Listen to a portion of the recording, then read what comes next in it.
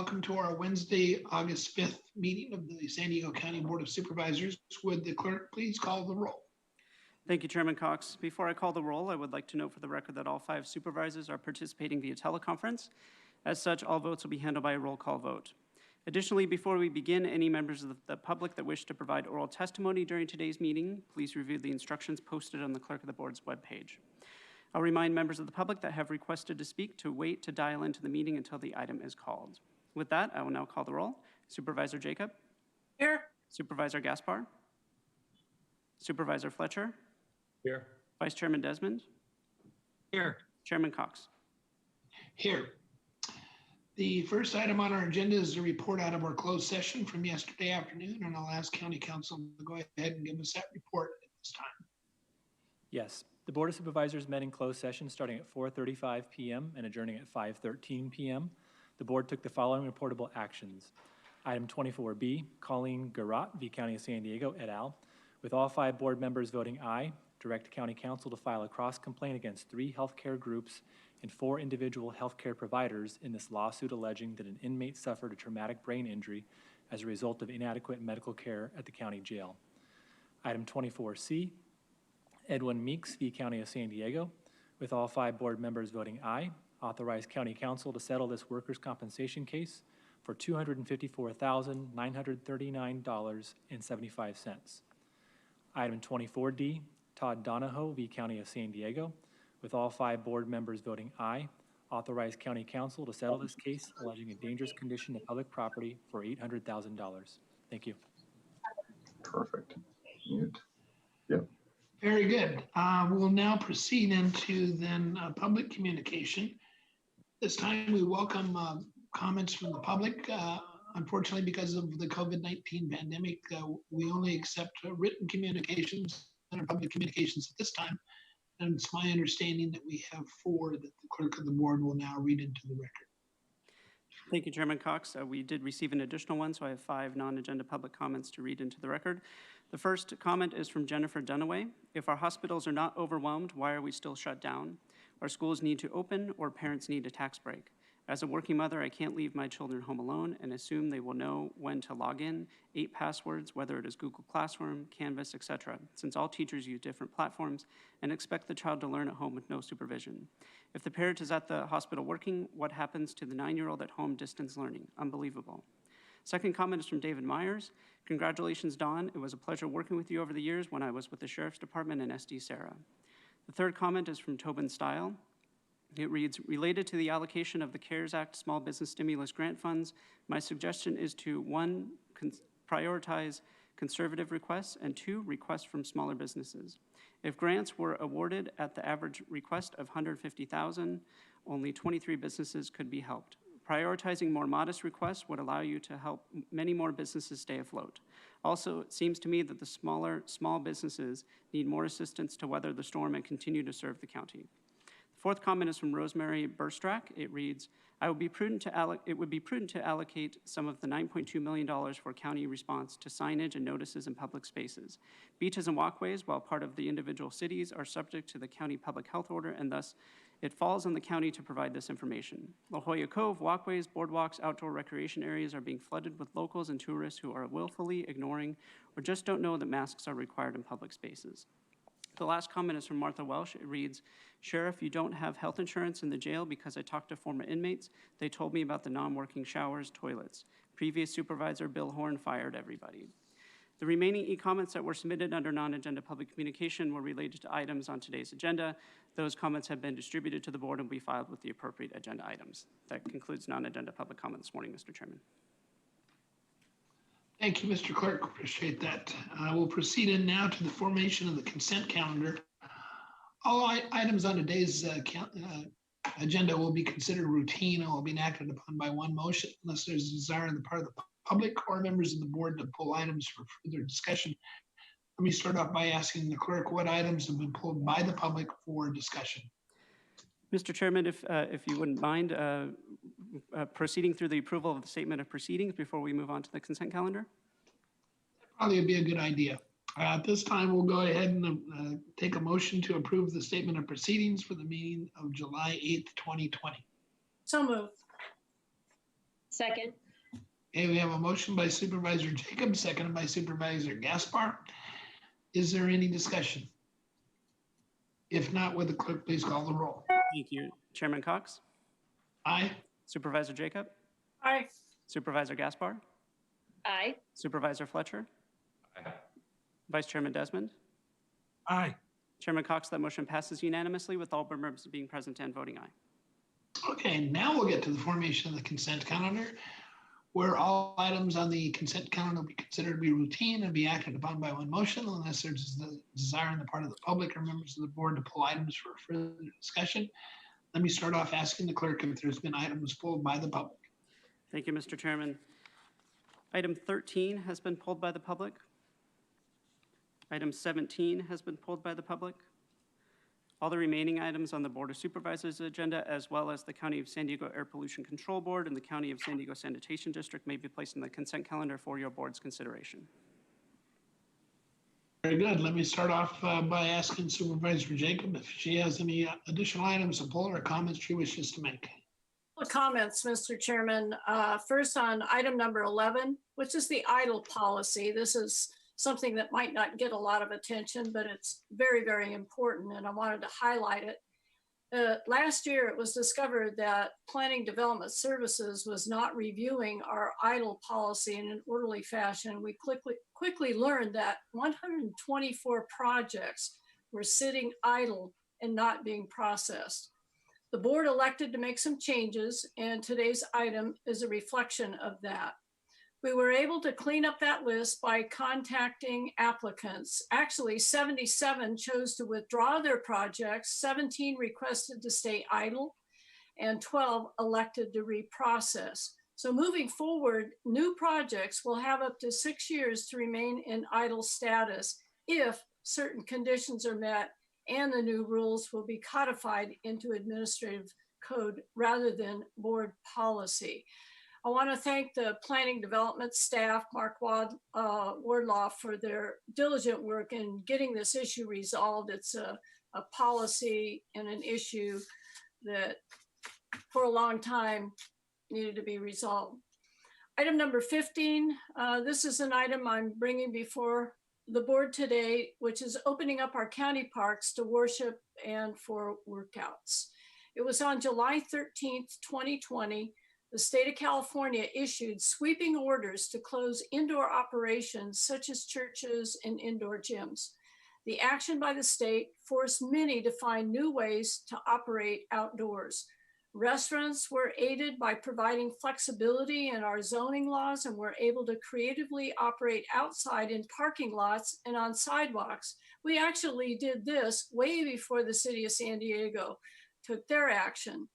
But today's action lends a helping hand to our churches, other places of worship, and fitness type businesses like gyms by opening up our reservable county park space free of charge so they are able to operate outdoors. The good news is we didn't have to look far for this concept. Under the leadership of Mayor Steve Voss, the city of Poway adopted similar changes last month to help businesses in places of worship. So today, what I'm asking the county to do and the board to support is simply following the lead from Mayor Voss and the city of Poway. And I want to thank Steve Voss for his leadership on this front. And it's fair to say that sometimes you don't have to reinvent the wheel to have a successful operation.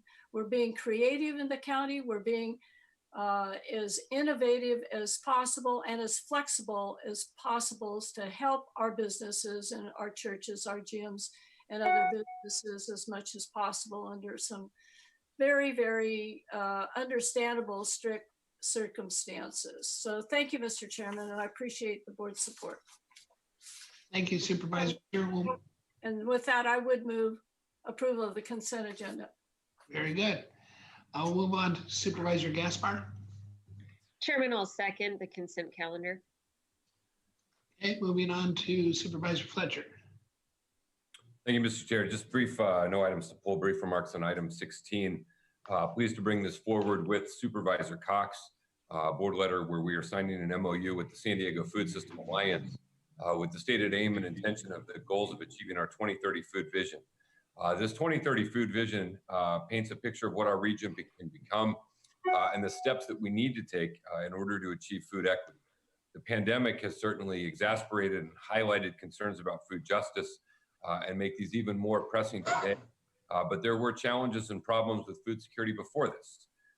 We have a reality where our farmers, our grocery store workers are on the front lines of the pandemic, ensuring the safety of our food delivery system. But we also do that in an environment where 1 in 6 San Diegans are food insecure. We've seen, because of coronavirus, the massive increase in calls to 211, more than 240% increase in CalFresh applications. We're additionally seeing businesses, restaurants, grocery stores struggling, particularly in the neighborhoods that need it most. We know that a disproportionate number of COVID cases are low-income residents and people of color, those more likely to have been food insecure before the onset of the pandemic.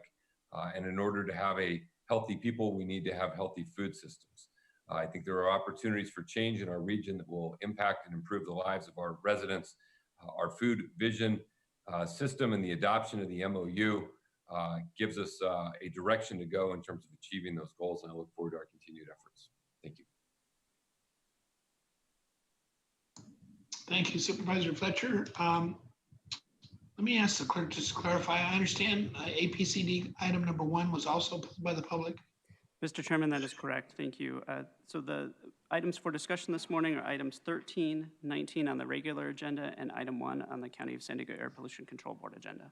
I think it's item 17, isn't it? 13 and 17, correct. Okay, and I didn't want to leave out our Vice Chairman, Jim Desmond, if he has any additional comments or items to pull. Thank you, Mr. Chair. No, I have no additional items to pull or comments. Thank you. I've got just 2 brief comments. On items 10, which is setting the hearing for the Otay Valley Regional Park Trail staging area on Heritage Road. I just want to thank our staff for the great job they've done. I know that there's been negotiations on this parcel for a long period of time. It'll come back to us in September. And it'll be a nice addition to the Otay Valley Regional Park once it's acquired and developed as a staging area. The other item that I wanted to speak on was item number 16. Which is the Food Vision 2030. It's my pleasure to bring this item forward today along with Supervisor Nathan Fletcher.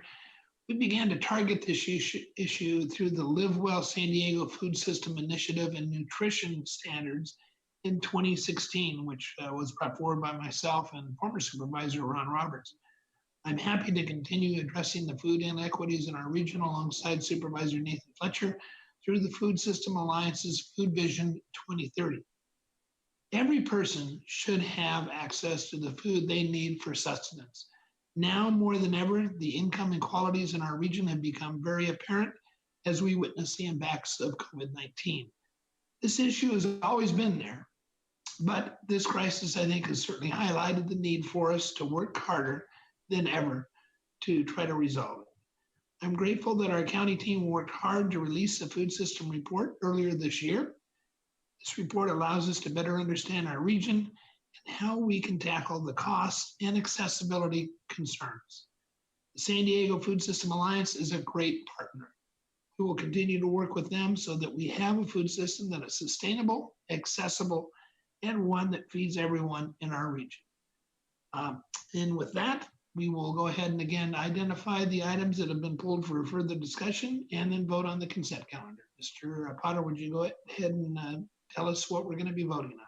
Thank you, Mr. Chairman. The board will be voting on all items on the regular agenda except items 13 and 17 and all items on the Air Pollution Control Board and except item 1 and the County of San Diego Sanitation District, all items on the Sanitation District agenda. Very good. And we do have a motion by Supervisor Jacobs, seconded by Supervisor Gaspar. If there's no discussion, would the clerk please call the roll? Thank you. Chairman Cox? Aye. Supervisor Jacob? Aye. Supervisor Gaspar? Aye. Supervisor Fletcher? Aye. Vice Chairman Desmond? Vice Chairman Desmond? Sorry. Aye. Thank you. Mr. Chairman, that motion passes unanimously with all board members being present and voting aye. And I'll note for the record that item 5 introduces an ordinance amending section 72.161.25.4 and 72.169.82 of the San Diego County Code relating to speed limits on county-maintained roads in San Diego County. It's my understanding we have one speaker on APCD item number 1. Why don't we go ahead and have a discussion of that item at this time? Is there a staff report on APCD 1? Yes, Chairman, there is, and staff is coming up to the well to make the presentation. Thank you. Okay, thank you. Before we go to the staff presentation, we'd like to invite the members of the public who requested to speak on this item, the Air Pollution Control District item, to please call into the Zoom meeting using the instructions that you received at this time. Thank you.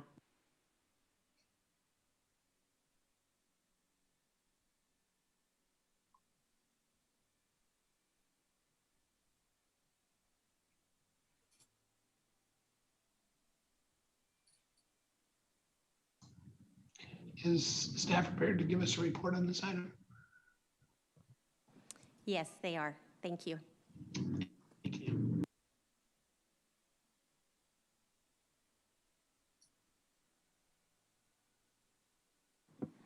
Good morning, Chairman Cox and members of the board. My name is Domingo Vigil, Group Program Manager with the Land Use and Environment Group. The services agreement presented today relates to item number 14 of the regular agenda and item AP1 of the Air Pollution Control Board agenda, and it memorializes the relationship between the county and the San Diego County Air Pollution Control District, or APCD. California Assembly Bill 423 amended the California Health and Safety Code to require the composition of the APCD board to include county, city, and public members as of March 1st, 2021. Because of the change in the composition of the APCD board on March 1st, 2021, the APCD will cease to be part of the county organizational structure. Because of the change in governance, the county and the APCD wish to memorialize the performance and payment of services provided by the county in preparation for APCD's transition out of the county's organizational structure. The services agreement addresses current county services provided to APCD. Some of these services will continue beyond March 1st, 2021. Some will continue on a limited basis after this date, and some will cease. County employees currently assigned to APCD will remain county employees subject to the hiring authority of the Air Pollution Control Officer, but otherwise subject to county employee relation policies and procedures. The agreement addresses the payment of costs associated with employees assigned to APCD, including APCD's share of pension obligation bond payments and state unemployment insurance. There is no established end date to the agreement. Either agency may terminate the agreement upon 1-year written notice to the other agency. This is needed to allow time for a smooth transition in the provision of services to APCD. This slide shows a list of county departments that provide services to APCD, which will continue after March 1st, 2021. Some of the services provided by these departments will continue on a much more limited basis after March 1st, 2021, due to the changing governance and organizational structure of the APCD. For example, Auditor and Controller, the Office of Financial Planning, and Treasurer Tax Collector currently provide budget, accounting, and fiscal services to APCD. After March 1st, 2021, many of these services will cease. The other county departments listed here will continue to provide services as they do currently. For example, County Counsel will continue to provide legal services, including ongoing legal consultation of the APCD Hearing Board. The Department of Purchasing and Contracting will continue to act as the purchasing agent for APCD and provide ongoing assistance with record management, administration of expenditure contracts, and other procurement activities upon request. APCD will continue to pay the cost for these county services as it does now. As a result of the changing governance and organizational structure, some services currently provided by the county to APCD will cease as of March 1st, 2021. These include the following. The Land Use and Environment Group will no longer provide support to APCD regarding board letters and docketing, administrative support, or policy direction. The Clerk of the Board of Supervisors will no longer provide support to the new APCD Governing Board or the APCD Hearing Board. The Office of Ethics and Compliance will no longer perform ethics and compliance functions or perform investigations of ethics complaints related to APCD. The Office of Strategy and Intergovernmental Affairs will no longer assist APCD with review and advocacy regarding legislative proposals. The County Communications Office will no longer provide media and communication services to APCD. Instead, these functions will be performed by APCD personnel, and changes to positions or classifications needed to provide these services will be reflected in the fiscal year 2020-2021 budget. Today's requests to the board are, under item 14, acting as the San Diego County Board of Supervisors, to authorize the CAO or designee to execute the services agreement with the APCD for services provided by the county. And under item AP1, acting as the Air Pollution Control Board, to authorize the interim Air Pollution Control Officer to approve and execute the agreement with the county regarding the provision of county services and payment of costs. Approval of the services agreement will result in costs for APCD estimated to be over $1.2 million. These costs are similar to the costs currently being incurred by APCD for the services provided by the county, allocated through the A87 cost allocation plan. If approved, the costs and revenue would be included in the CAO recommended operational plan for fiscal year 2020-2021.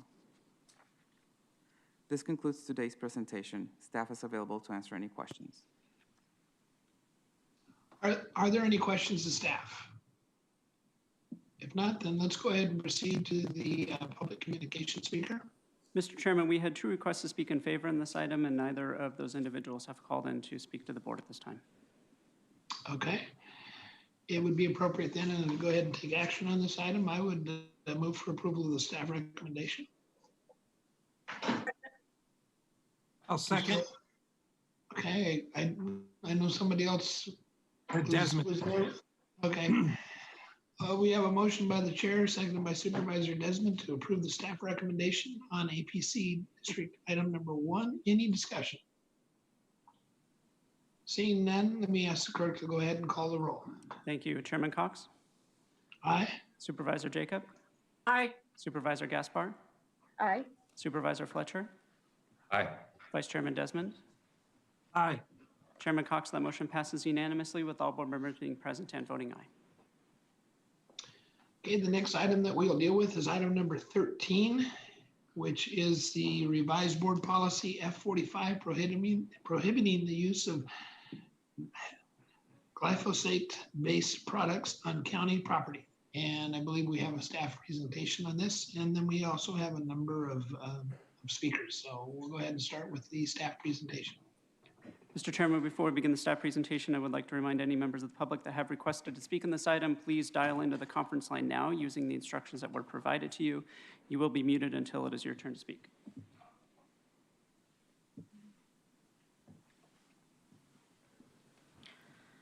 Good morning, Chairman Cox and members of the board. My name is Megan Moore, Assistant Director with Agriculture Weights and Measures. I will be presenting item 13 regarding amendments to Board Policy F45. I will cover the current policy, weed management activities on county property, stakeholders' perspectives, and options and resources required moving forward. The purpose of Board Policy F45 is to reduce the use of chemical control methods by county staff while still ensuring effective pest management. This is done through an integrated pest management program, or IPM, that emphasizes the use of non-chemical methods on county property when feasible and chemical methods only when needed. On February 26, 2020, the board directed staff to amend policy F45 to prohibit the use of glyphosate-based herbicides on all county-owned, maintained, and leased properties, and to prioritize the use of organic alternatives. This change will affect weed management performed by county departments and contractors, as well as leaseholders and other external entities with agreements to use county property. County staff is guided by Board Policy F45 when performing pest control on county property and in county facilities. For example, Parks and Recreation staff utilizes glyphosate-free herbicides and non-chemical weed removal methods such as hand pulling, weed whacking with spin trimmers, and mowing. To ensure safety, county airports treats vegetation with herbicides because mowing is not feasible due to the risk of spreading debris on runways and taxiways.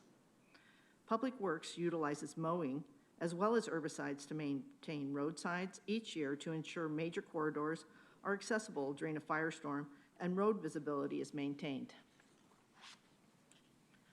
The Department of Agriculture Weights and Measures, or AWM, is the primary department that performs chemical weed control on non-landscaped, county-owned and maintained property.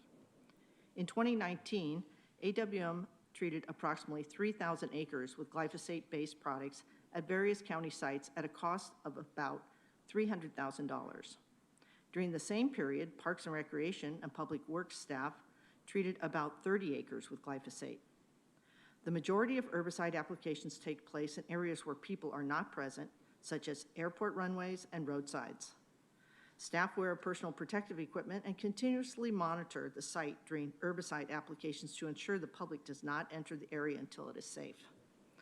The revised policy will also apply to landscape and habitat management contractors who use herbicides on approximately 265 acres of landscaped areas around county facilities and 1,236 acres of wilderness preserves. The county has approximately 246 leases. These leases include a variety of operations, including airport facilities, community gardens, sports parks, and commercial agriculture. Some of these businesses may apply herbicides, including glyphosate. In addition, the San Diego Botanic Garden and San Elijo Lagoon Ecological Reserve operate on county-owned land and utilize glyphosate for weed control. After the board direction in February, staff held 3 virtual outreach meetings and reached out to contractors and leaseholders individually. Stakeholders were provided the opportunity to ask questions, provide information, and share concerns. Some stakeholders support a glyphosate ban and voice concerns for public safety and the environment. Other stakeholders oppose a ban on the use of glyphosate and express that this would be a loss of an important weed control tool for habitat restoration, invasive weed control, and commercial agriculture. Staff also reviewed literature and consulted with the University of California Cooperative Extension because of their work on evaluating glyphosate-free approaches to weed management with various jurisdictions over the last several years. Staff considered organic and non-organic products and analyzed them using criteria such as use site, required personal protective equipment, rate per acre, and cost. 3 organic products were selected for initial use by county staff. Other jurisdictions have taken similar steps to adjust their approach to weed management. In 2016, the city of Irvine began an organic-first approach to pest management.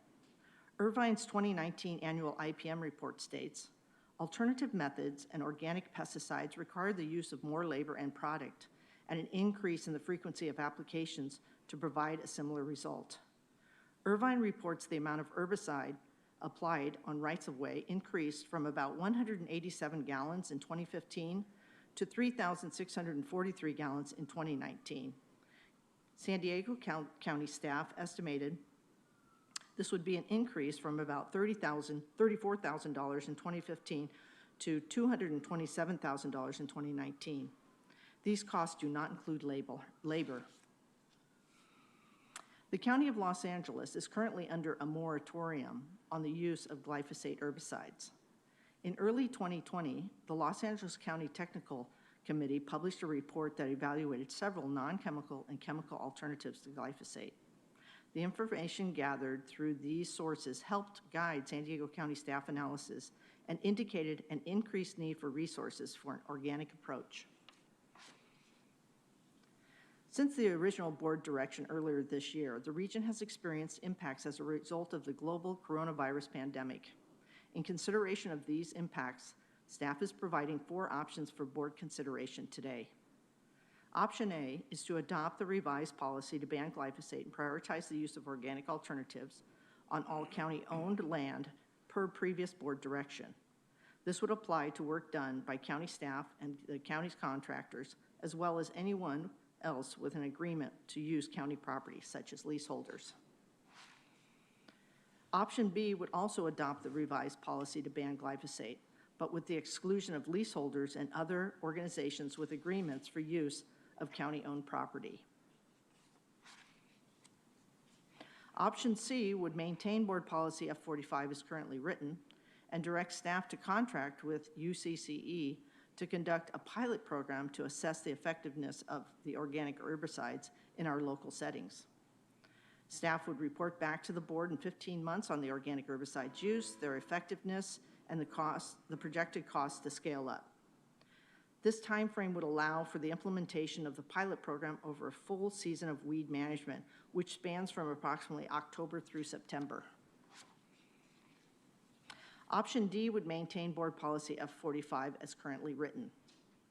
Regardless of which option the board chooses today, staff will continue to look for ways to reduce the use of chemical control methods while effectively controlling pests.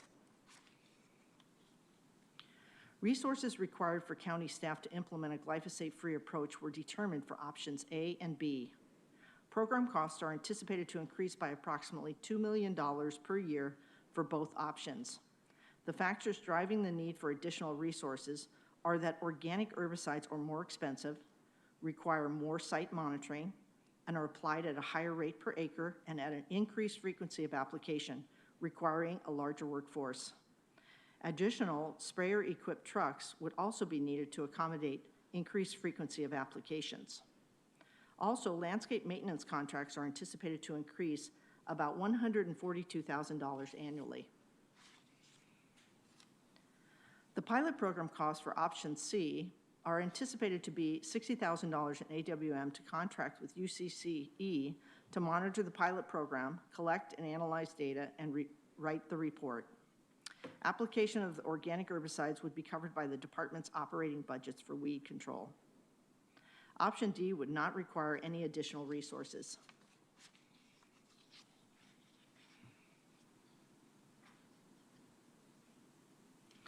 Staff recommends the board find that today's actions are exempt from CEQA, select one of 4 options for board policy F45, pesticide use reduction, and establish the associated appropriations for the option selected. This concludes staff's presentation, and we are available to answer questions. And let me ask if any of my colleagues have any questions of staff before we get to the public comment. Seeing no questions, I do know that we have one group presentation, and we will have, I believe, 13 individual speakers. So let me ask the clerk to go ahead and call up the group presentation first. And they will have 10 minutes. The individual speakers will have 2 minutes each. Thank you, Mr. Chairman. Also note for the record that we received 231 e-comments on this item. We'll be calling speakers by the last 4 digits of their phone number, and as the chairman noted, we'll begin with the group presentation. You'll hear a notification that your call has been unmuted. Each caller will be asked to state their name for the record. You'll hear this sound when your time is up, so please conclude your comments at that time. I'd remind the public speakers that they should mute their TV or live video stream before they begin speaking. Erin, if you could please identify the group presentation. Yes, the speakers are 1425, 3085, 3445, and 6816. You are all unmuted. You'll have a total of 10 minutes to address the board, and please self-regulate your time. Thank you. Hi, my name is Mary Ann Vining, and I'm from the city of Carlsbad in San Diego County, and starting off the presentation by Non-Toxic Neighborhoods. I just want to thank the board for all that they do in protecting the health and safety of our residents and in this beautiful community, this beautiful county that we are privileged to live in. So just to recap, when we last met in February, the board unanimously voted to direct the county departments to return with revised IPM that would prohibit the ban in the use of glyphosate-based products and prioritize organics. So we, NTN has reviewed the policy options with our scientific advisors and concluded that while option A would be ideal, we understand option B would be the next best step to protect public health. However, we are very concerned about option C in terms of its impartiality and it's how objective it is in terms of looking at other counties that have had success with a ban on glyphosate and the use of organic or non-chemical methodologies. So those would be Sonoma and Marin counties. And we see nothing in the staff report that includes those particular options and success stories. And we also want to say that NTN has also provided organic alternative solutions, which would have a savings of 30%. NTN has presented at local boards across the country and proven over and over again that such policies protect public health, are physically sound, and enable local communities to thrive. Make no mistake that this grassroots movement has encountered tremendous and many times unethical opposition from the chemical industry.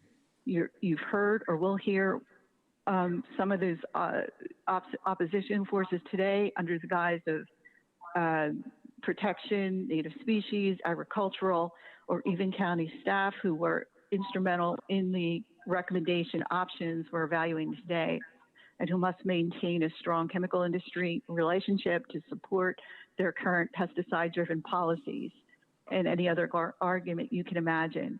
They're well-funded, unscrupulous in their tactics, and will manipulate the truth at the cost of public health. Based on the 2019 study, I hope that you recognize that 35% of newborns have glyphosate in their system, which leads to cancers and a host of developmental diseases. In 2019, the state of California declared glyphosate a known carcinogen, obligating local municipalities to eliminate this from their communities. So I'd like to now introduce Elizabeth, who is our next speaker. Thank you. Hello, this is Elizabeth Patel, and I'm here today representing the Sierra Club. I think you all know the Sierra Club. They've been around for many years, and they have tried to reach out to the county many times with many issues. This time, they are supporting non-toxic neighborhoods 100%, and they actually, the Sierra Club now has a study on glyphosate in schools. So we are actually spraying on parks where children are. We're spraying everywhere, and we're also spraying in schools. And as the last speaker said about the blood level in newborns of glyphosate, I mean, to me, this is almost unconscionable. But I have to say that in February, we cheered you on. You made a fantastic move here and putting this out there. The other point I want to go into is I think that you have his article. Professor Schubert wrote an op-ed piece in the San Diego Tribune. I think you all have it. We sent it. And I would like you, I'm not going to read it since you have it. But I just want to say a few things about it. He said, why is it time to end the use of deadly chemicals in cities and schoolyards? And he goes on to, and he's a scientist who has been working on this. And actually, as Marianne has said, the last speaker, how the chemical industry has gone after him, actually. So that's another problem. And the other point I want to make, too, is that many countries, many counties, many cities, many states are grappling with this. Some of them have taken your route in trying to eliminate glyphosate. So I hope you don't backslide on that. And the other point I want to make is we've all heard about the numerous lawsuits that have been settled. And I guess the question is here for San Diego is not if it will happen, it's just when it's going to happen. And liability is a huge issue on this. And I just want to say one point. Here I live in University City. I live in a community, has an HOA. It took me 2 years to try to convince the HOA to eliminate glyphosate. But they finally did, and the reason they did is they were worried about lawsuits. Unfortunately, you know, that's how people look at this. But I think you have a responsibility to the people of San Diego to the children of San Diego to eliminate glyphosate and all other toxins. And I'm sure that you're on the right track. And one more thing that I'd like to put out there is that would it be possible for maybe a board member meeting with non-toxic San Diego on a Zoom meeting, a couple of board members, maybe with some of the staff that are going to carry this out, so we can have a committee to look into this and how you're going to go forward. This way, you will have an input of the staff, you have the input of the supervisor, and you have the input of the environmentalists. I thank you very much for your time. For the group's information, you have 2.5 minutes remaining. I have 2.5 minutes? There's 2.5 remainings for the rest of your speakers, the rest of your group, and I understand you have two more individuals. Right.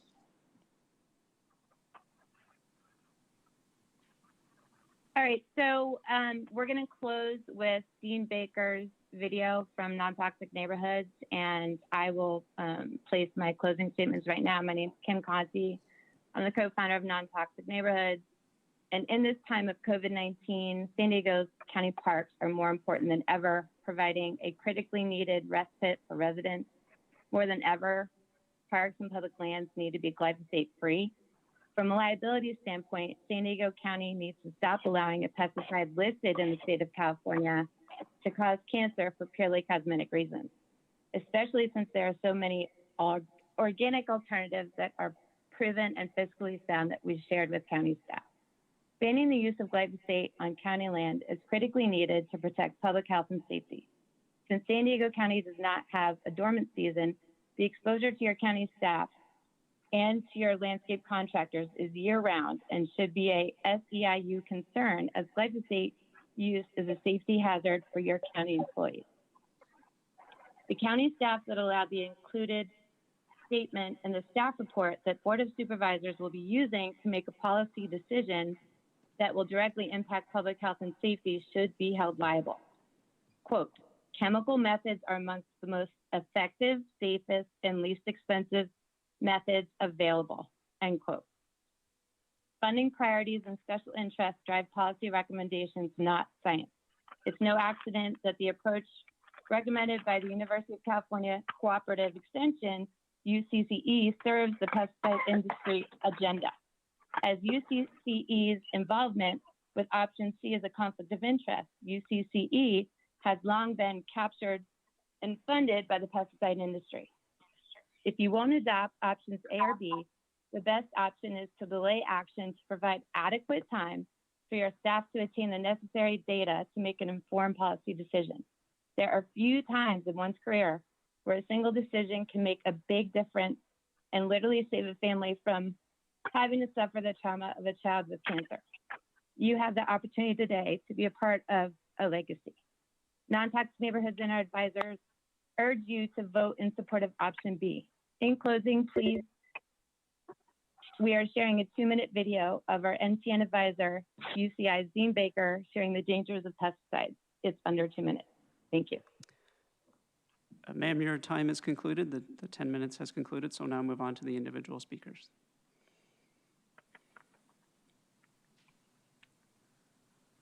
So our first individual speaker is 2776. Hello, my name is Suzanne Hume, and I am the Educational Director and founder of CleanEarthForKids.org, a nonprofit that was started because, unfortunately, I was poisoned, according to UCSD, by pesticides used on San Diego County lands. These were leased lands. This turned my life upside down. I had to move from my home because I cannot have any more pesticide exposure. The trauma that I have endured, knowing that other students, I'm a teacher, that I had worked with and that I know and care about are still living next to agricultural fields that are using toxic pesticides that have been banned in over 28 countries. that are neurotoxic, hurt the liver, hurt the kidneys, have all sorts of complications is very upsetting to me.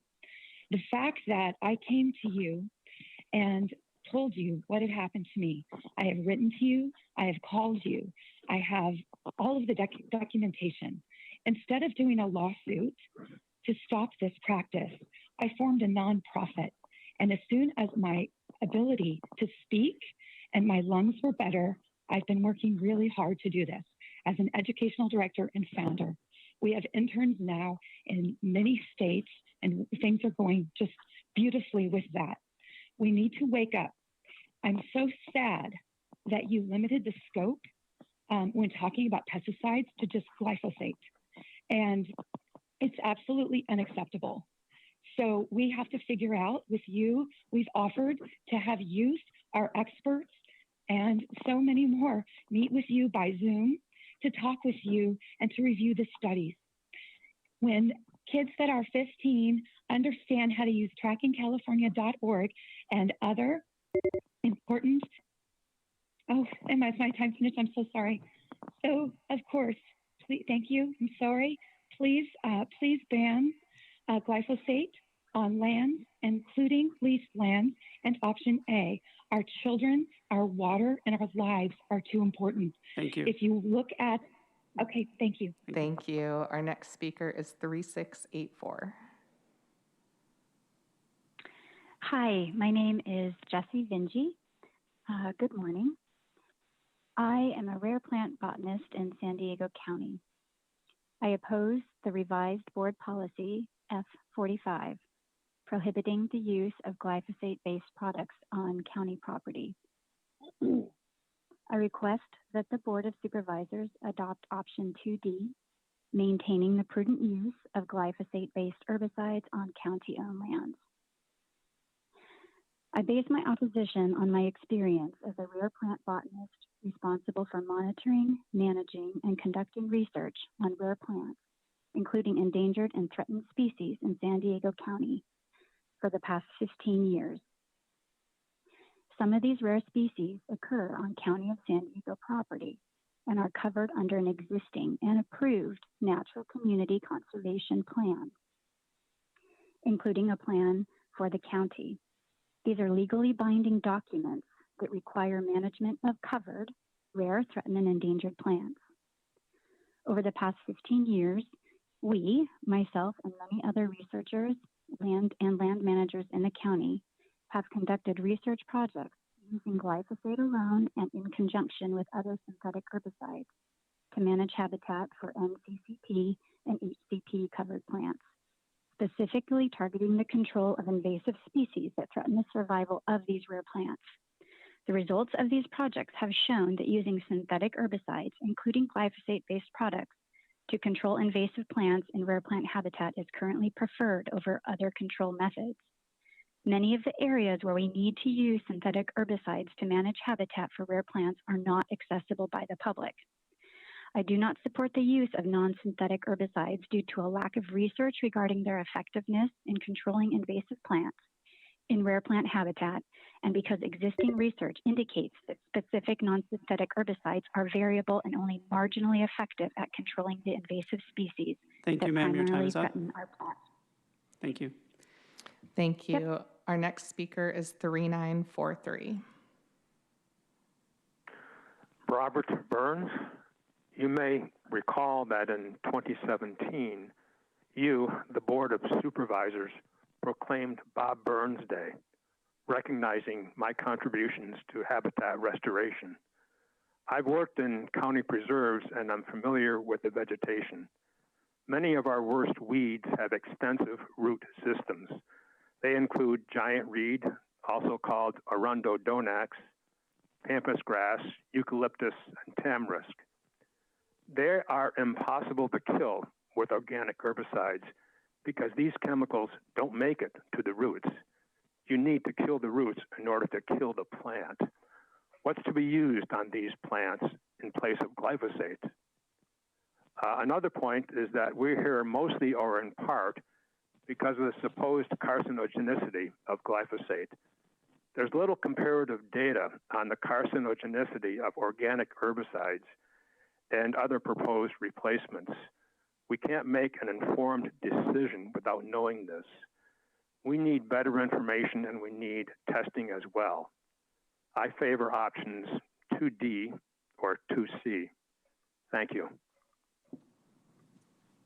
Thank you. Our next speaker is 4109.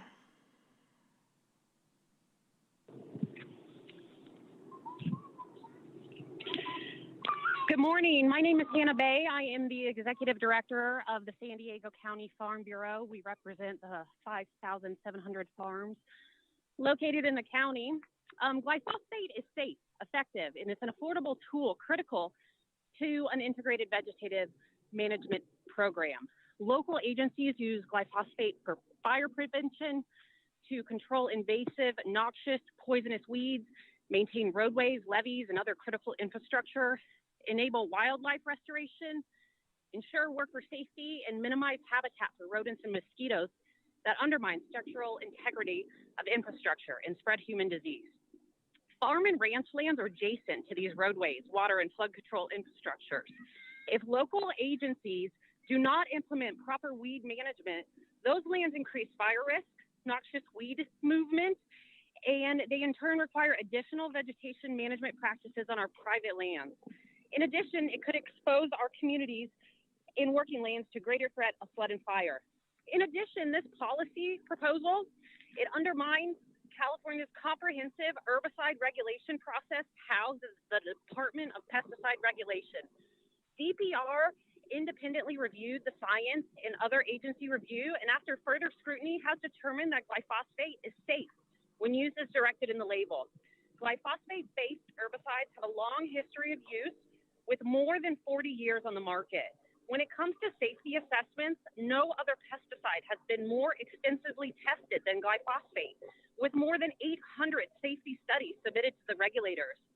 Glyphosate has been approved for use in 160 countries, and since 2015, glyphosate has undergone additional review by independent scientific bodies in Japan, the EU, Germany, Canada, Australia, New Zealand, Korea, Brazil, as well as the U.S. EPA, none of which have determined its carcinogen. For these reasons, Farm Bureau supports option D, although option C is palatable to us. Thank you. Thank you. Our next speaker is 4824.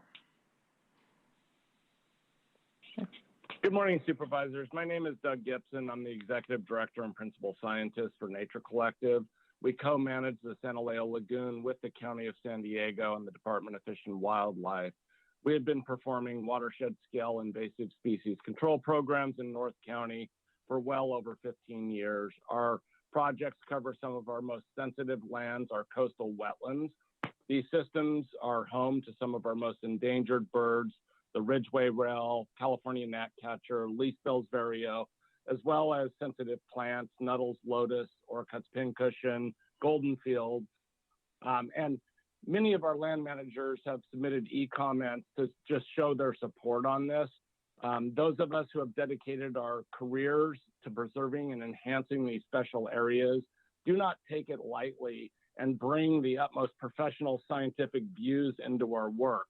It's unfortunate there's a disruption aimed at whether we should spray chemicals on our food. That's not what this current ban would address. The wildland weed workers rarely come into contact with the public, and use is only a small fraction of what's sold for public home use. There's a limit to the exposure one might have from the protection of our open space as compared to that of the agriculture or private use.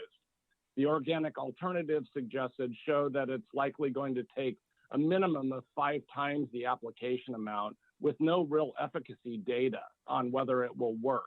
We are already limited in the different tools that we can use to help restore wetlands. Just because it's listed as organic doesn't mean that it's not a chemical or won't have an effect down the trophic line. We just don't have that information. This is why a majority of land managers support the IPM process for how we best address our wildland weed work. The studies listed, the Irvine, LA, Carlsbad, Encinitas, those are all IPMs that allow us to keep this in the toolbox I support 2D, and we'll move forward with that. Thank you very much. Thank you. Our next speaker is 5403. Good morning, supervisors. Thank you so much for the opportunity to speak today. My name is Katie Carberg. And first thing, I want to acknowledge that I am an employee of Bayer Crop Science, which is one of the manufacturers of glyphosate-based herbicides. I speak today as a physician, as a scientist, but above all else, my most important role is that I am a mother, and the safety and well-being of my family is the top priority. There's no amount of money that anyone could ever pay me to compromise the health and safety of my family. And with that in mind, I just wanted to say that I use glyphosate-based herbicides in my own yard to get rid of toxic weeds like poison ivy and poison hemlock. And I choose to use this product. I don't get paid to use it. I choose to use it. I go to the store and buy it like everyone else.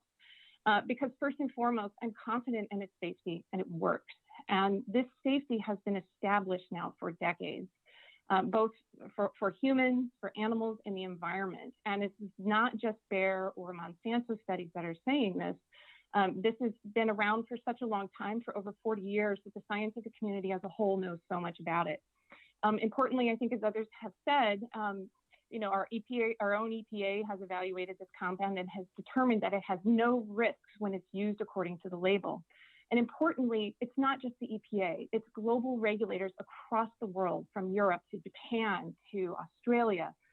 Regulators across the world continue to say that it's safe. Quite frankly, as a physician and under the current circumstances with COVID, I think it's becoming more and more apparent that one of the biggest challenges currently facing public health is disinformation and misinformation that undermines our key pillars of public health. And I want to say that a safe, effective, and affordable food supply is a key pillar of public health.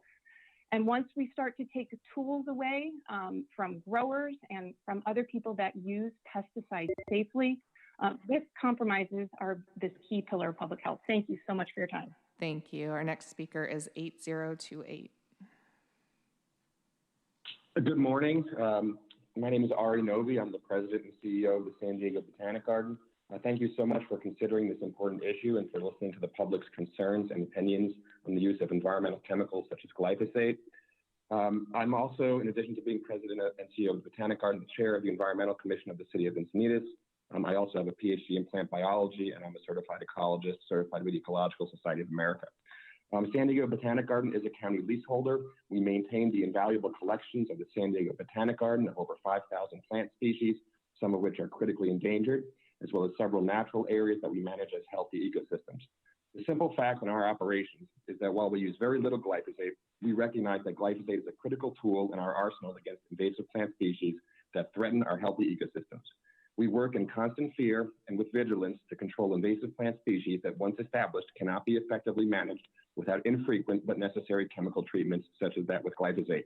We certainly condemn any unnecessary, unsafe, or improper use of chemicals, but the best available science indicates that glyphosate can be used safely, both for the environment and the herbicide applicator, and that it is the best available tool in certain cases to manage ecosystem health. In short, we oppose any ban on glyphosate that removes access to this critical ecosystem management tool for land managers, but we certainly support all efforts to make sure glyphosate is used appropriately and safely to protect public health. We would therefore favor options B, C, or D. Thank you. Thank you. Our next speaker is 8569. Hi, can you hear me? Yes, we can. Oh, good, thank you. My name is Frank Landis, and normally I testify as the Conservation Chair of CNPS SD, but this testimony is simply mine as a private citizen. However, it is informed by decades of experience in CNPS, including work with those in our organization who use herbicides, including glyphosate. I strongly urge you to choose option C or option D on this item. Glyphosate's risks need to be better assessed, especially in relationship to other risks in the county. We need to know how the risks of using it compare with the risks of using other pesticides or non-pesticide methods. We also need to know how risks of using glyphosate compare with the risks of not using it in a bigger public context, and these include risks of fire, floods, to conservation, and to public health, all of which intersect on this issue. First, the county is behind in its weed control and lacks the resources to meet its current commitments, something that is only likely to get worse with the growing budget shortfall. Weeds along roads are major tinder for wildfires. Weeds in riparian areas are a major problem for carrying wildfire, decreasing habitat for sensitive species, choking flood control channels, and so forth. Weeds are the biggest threat to the extinction of rare plants behind habitat loss. All of these need to be managed, yet the county struggled to meet these needs even before the pandemic hit. Please weigh the risks of fuel buildup, weed invasion, choke drainages, and declining rare species against the utility of limiting the use of glyphosate. Second, the toxicity of glyphosate alternatives is a public health issue. The directions to the AWM for evaluating glyphosate are to look at its effectiveness, but if a substitute herbicide is more carcinogenic than glyphosate is, or just more toxic, then nothing is gained by the substitution, whether the substitute is labeled organic or not. That part of your assessment is missing. The critical goal is to effectively control weeds while minimizing harm to humans and other species. Where there are safe, cost-effective alternatives to glyphosate, of course it should not be used. Where I disagree with the proponents of banning it is over the threat of cancer versus the harm of wildfire, flooding, and species extinction. Cancer is personal to me. I lost 3 immediate family members to cancer, and my wife is a survivor.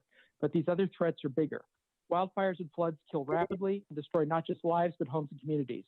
Please support option C or option D. Thank you for taking my testimony. Thank you. Our next speaker is 9066. My name is Jason Giso. I have worked for over 25 years in habitat restoration in the county.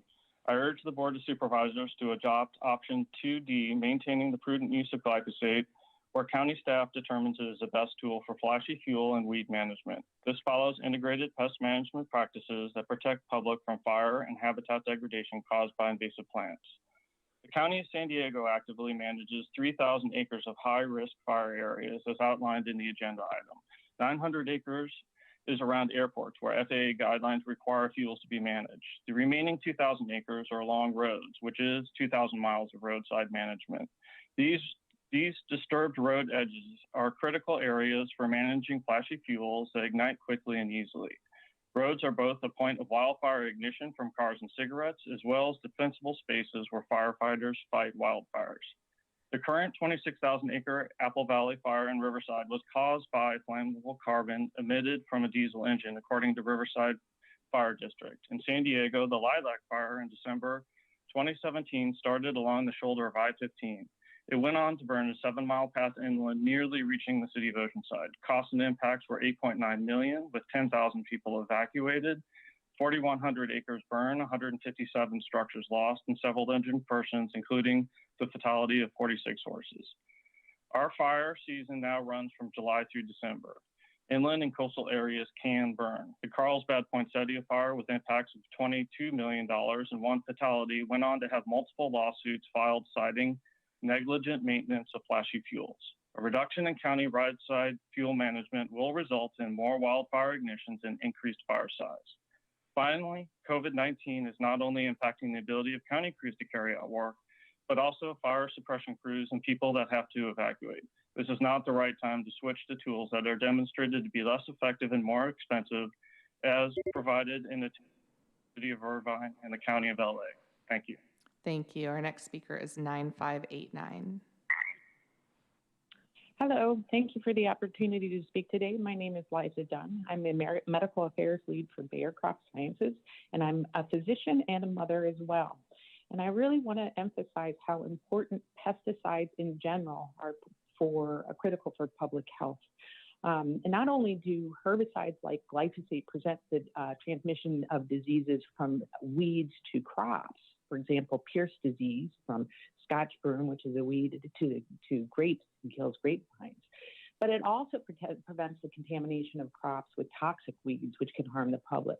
For example, Jimson weed, which grows all over the United States and in the Southwest, is responsible when people consume it for causing an agitated delirium, heat stroke, and death. In fact, it is such a big problem for crops that last year France had to recall a huge batch of its green beans because of contamination with this weed. Not only does it cause problems with toxic weeds, but it also, glyphosate and other herbicides are really important in managing rodent infestations. By controlling weeds that rodents use for habitat, you also are able to control the transmission of diseases like typhus. Rodents carry typhus, which is then transmitted from rodents to people by fleas. And as you know, there was a big outbreak of typhus in Los Angeles last year. That's a disease of the Middle Ages that we're starting to see resurgence of. Additionally, the plague is actually endemic to Southern California and Arizona, and it is carried by rodents as well. And so therefore, rodent control and the control of weeds that rodents live in and use as habitat is really important for protecting public health from diseases of the Middle Ages. So as a mother, I think that it's very, very important to be able to think of pesticides as being critical for public health and food security. Thank you. Thank you. And finally, does caller 8049 wish to address the board on item 13, glyphosate? If so, you'll have 2 minutes, and please state your first and last name for the record. 8049? If not, then that concludes public testimony on this item, Chairman Cox. Very good. We thank the public for their comments, and we'll now proceed into board discussion on this item. Supervisor Jacob, yes. Thank you. It was back in February that Supervisor Fletcher and I brought forward this item with a general goal to prohibit the county's use of glyphosate-based products. However, during the review process, there were a few issues that came up that I believe warrant us to go in a slightly different direction right now. First and foremost, as we all know, COVID-19 has put a big spotlight on our budget. It's a huge impact. And it's my understanding that moving to organic alternative products to care for our parks and roadways would have a significant impact on our budget. And we saw the numbers. I think we need to hold off on any major changes on how we conduct business until we know more and our overall budget situation is more clear. Secondly, we heard loud and clear from the San Diego Farm Bureau and local farmers that conduct operations on county leased lands.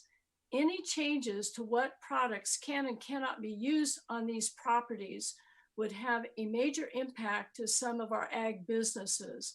And I don't think we need to add to their business challenges during this pandemic. So this would not apply to leased lands.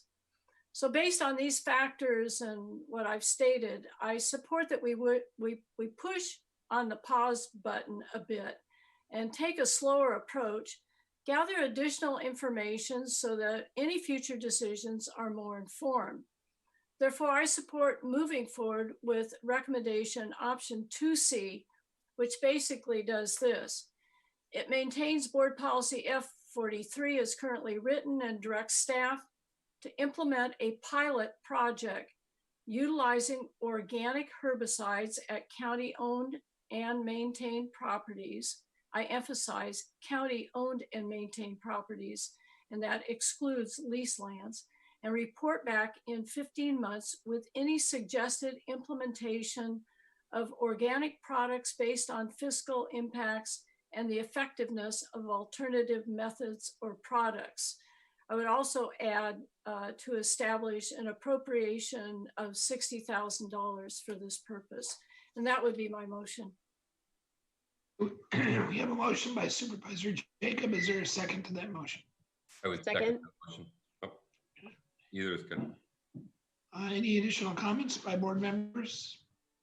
Yes, Chair, I would like to see if we could add a friendly amendment to the motion that we got in the staff report that it was going to cost from options A or B, it was going to cost the county about $2.5 million for the implementation of or stopping to use a glycol on county land. I was wondering if we could get back in the 15 months an estimate of what it would cost the farmers or the ag community if we were to go with option A on the leased property that the agriculture would be using. So I'd like to know what the estimated costs would be on agricultural business as well as the county costs for changing. So if that could come back in 15 months, I'd like that either added to the motion if possible. Is that agreeable? Yes. And the seconder, is that okay? Supervisor Fletcher? Sure. Okay. Any further discussion? Seeing none, I'll ask clerk to go ahead and call the roll. Thank you. Chairman Cox? Aye. Supervisor Jacob? Aye. Supervisor Gaspar? Aye. Supervisor Fletcher? Aye. Vice Chairman Desmond? Aye. Chairman Cox, that motion passes unanimously with all board members being present and voting aye. Okay, the last remaining action item we have on today's agenda is item number 17, which is measures to provide economic access and equity in the cannabis industry. This item was brought forward by Supervisor Fletcher, and I'll ask him if he'd like to make some introductory comments at this time. Before the supervisor begins, I would like to note for any members of the public that have requested to speak on this item, please dial into the conference line now using the instructions that were provided to you, and you will be muted until your turn to speak. Thank you. Thank you, Mr. Chair. I believe cannabis should be safe, regulated, and legal. I certainly want to see us prevent illegal dispensaries from opening. I would like to see us create a regulatory program that creates a safe environment for individuals who are going to use this product in a very regulated structure and a safe environment to go into, and to create more economic opportunities, both in terms of the impact of the County of San Diego and create economic opportunities, particularly for those communities that have been disproportionately impacted by the war on drugs. Our board letter today is to begin the process of exploring, of examining what a framework would be for our county to come in line with the rest of the state of California, to come in line with the overwhelming majority of the jurisdictions in San Diego County, and to create a strong cannabis regulation that allows for compliance rather than the current disjointed nature of what we have with phasing out of the handful of medicinal purposes that are still there, and ensures the residents of the unincorporated are not forced to go into the illicit black market to buy unregulated, untested, unsafe products, or are not forced to travel into an adjacent jurisdiction to utilize theirs. We've debated many times over the years about the relative dangers of cannabis, and I just want to point out that according to the U.S. Drug Enforcement Agency, the DEA, there have been no deaths due to an overdose of cannabis ever, not one in history. According to NIH and Centers for Disease Control, we know that 88,000 people will die from alcohol abuse. We know that just today alone, in one day, 130 people will die from an opioid overdose. Those substances are readily available all over our city and county and pose much greater risks. UC San Diego runs a state-funded medical cannabis research facility which conducts multiple reviews, studies, peer-reviewed efforts around cannabis, and it's been documented that this has saved the lives of children with seizures. We know that it has helped cancer patients and many veterans suffering from post-traumatic stress manage their daily pain and suffering and difficulties. In fact, it has seen such widespread utilization by veterans suffering from post-traumatic stress is contrasted with the opioid type treatments that they give, that the Veterans Affairs, Department of Veterans Affairs issued a directive 1315 for VA healthcare providers to discuss the use of cannabis relief with veterans and to assure them that utilization of cannabis will not in any way put their VA benefits at risk. We also know in the state of California that this is legal. While there is an existing conflict with federal law, the voters have spoken clearly, and this continues to operate in multiple jurisdictions, but it's not just California. 33 states have legalized cannabis, many of them doing recreational use. 7 more states will be voting this November and are likely to do it, including states like Mississippi and Nebraska. This process in California started many years ago with the passage of medical cannabis in 1996. And then in 2016, we saw the legalization passing overwhelmingly in the state of California and overwhelmingly in San Diego County that legalized possession, cultivation, and sale. More recent votes here in local jurisdictions have provided a mechanism. Chula Vista passed with more than 60% of the vote. La Mesa passed with more than 70% of the vote, and the city of San Diego with almost 70% of the vote. This is one of the reasons why a bipartisan coalition of elected officials from multiple jurisdictions throughout San Diego County have joined in support of this. This ought not be a partisan issue. This is an issue of taking something that is legal and allowing a safe, regulated, and legal option to move forward. In implementing the prohibition that we did in the past, I believe the county's actions have caused more harm than good. The Sheriff's Department has investigated 83 unlicensed cannabis dispensaries since 2018, costing them well over $200,000 in costs. Our lack of regulation negatively impacts a lot of the surrounding jurisdictions. La Mesa's legal facilities, which are subject to regulation and enforcement, suffer because in certain areas you can literally walk across the street to an illegal dispensary that crops up. We would be putting consumers in a choice of trying to determine, is one on one side of the street safe, regulated, and legal, but the other is illicit, and how would they know? We're also creating a disincentive from a financial standpoint to support small businesses that are complying with the law and moving forward. As a part of our effort, I believe that the enforcement mechanism should not be borne on the responsibility of the Sheriff's Department. And I believe, and we have in our intent for the regulatory framework, to put that within code compliance and to have the enforcement mechanism funded by the revenue that is generated from these activities. And so there would not be a negative impact to the county budget in terms of we are missing out on available revenues now. And we could, with those revenues, alleviate an existing burden from the Sheriff's Department, along with creating greater compliance via having code compliance do it. We also know that this industry and business is projected to grow over 250% over the next 10 years.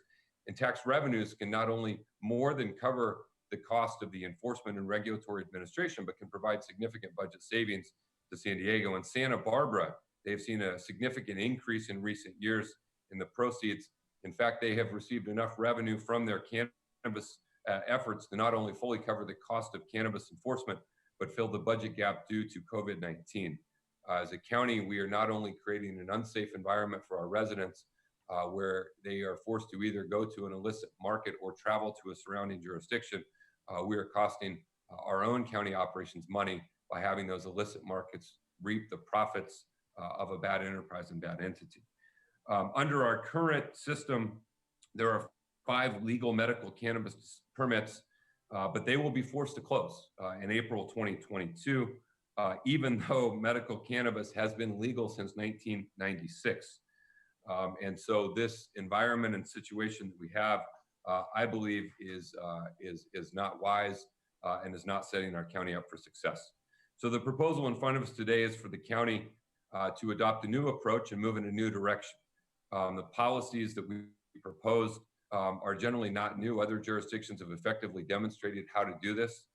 We would allow for zoning changes to allow for new retail, storefront and delivery, cultivation, manufacturing, and distribution. We would create a new permitting process for those who want to operate cannabis facilities in the unincorporated area.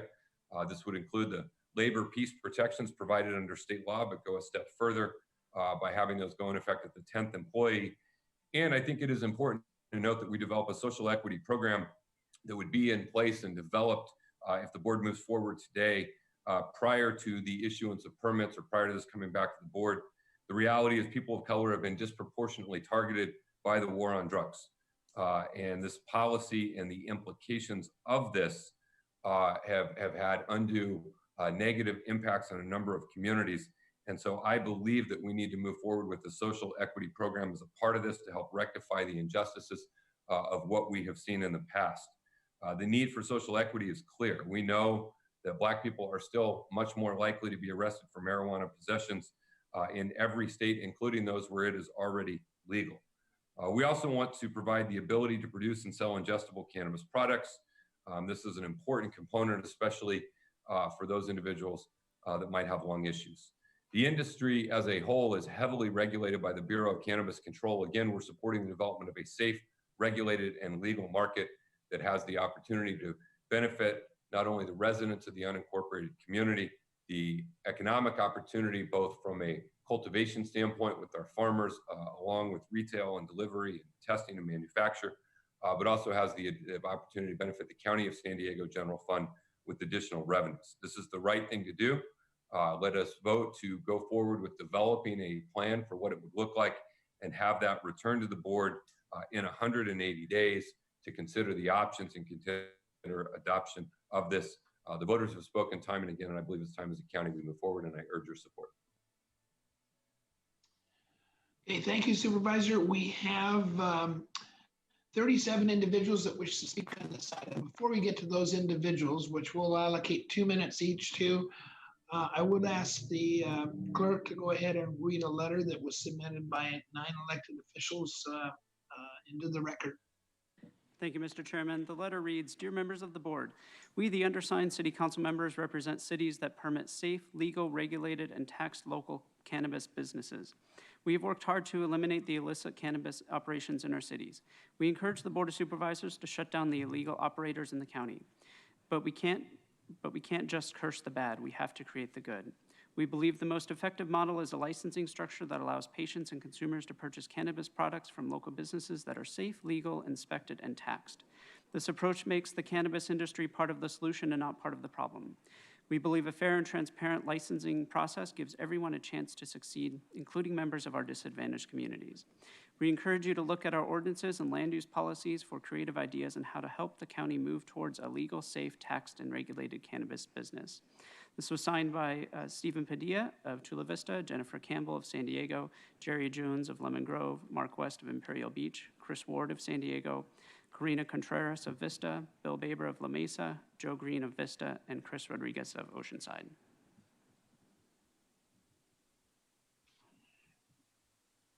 Okay, do you want to go ahead and then start with the individual speakers, and we'll limit them to 2 minutes each? Chairman, is it possible to ask some preliminary questions of staff before the speakers? Sure, go ahead, Supervisor Gaspar. Thank you. I can't see who's in the board chamber today, but I'm interested in asking a question of Dr. Wooten, please. Okay, I think she was going to be available. Is Dr. Wooten? Dr. Wooten's in the chamber. Okay, very good. Excellent. Thank you very much. Good morning, Dr. Wooten. Reflecting on the e-cigarette hearings that we had not too long ago, you stated that you believed a ban was warranted until the FDA had approved e-cig use in general. And of course, we have a lot of respect for you as our county public health officer. And I'd like to ask you, if the supervisors put forward recommendations to the board, as our public health officer, would you support the recommendations before us today? Thank you for that question, Supervisor Gaspar.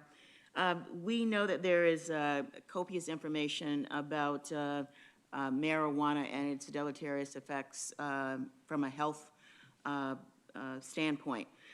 But we also know that cannabis is legal in the state of California. So I would support any policy decision that the board would make today that would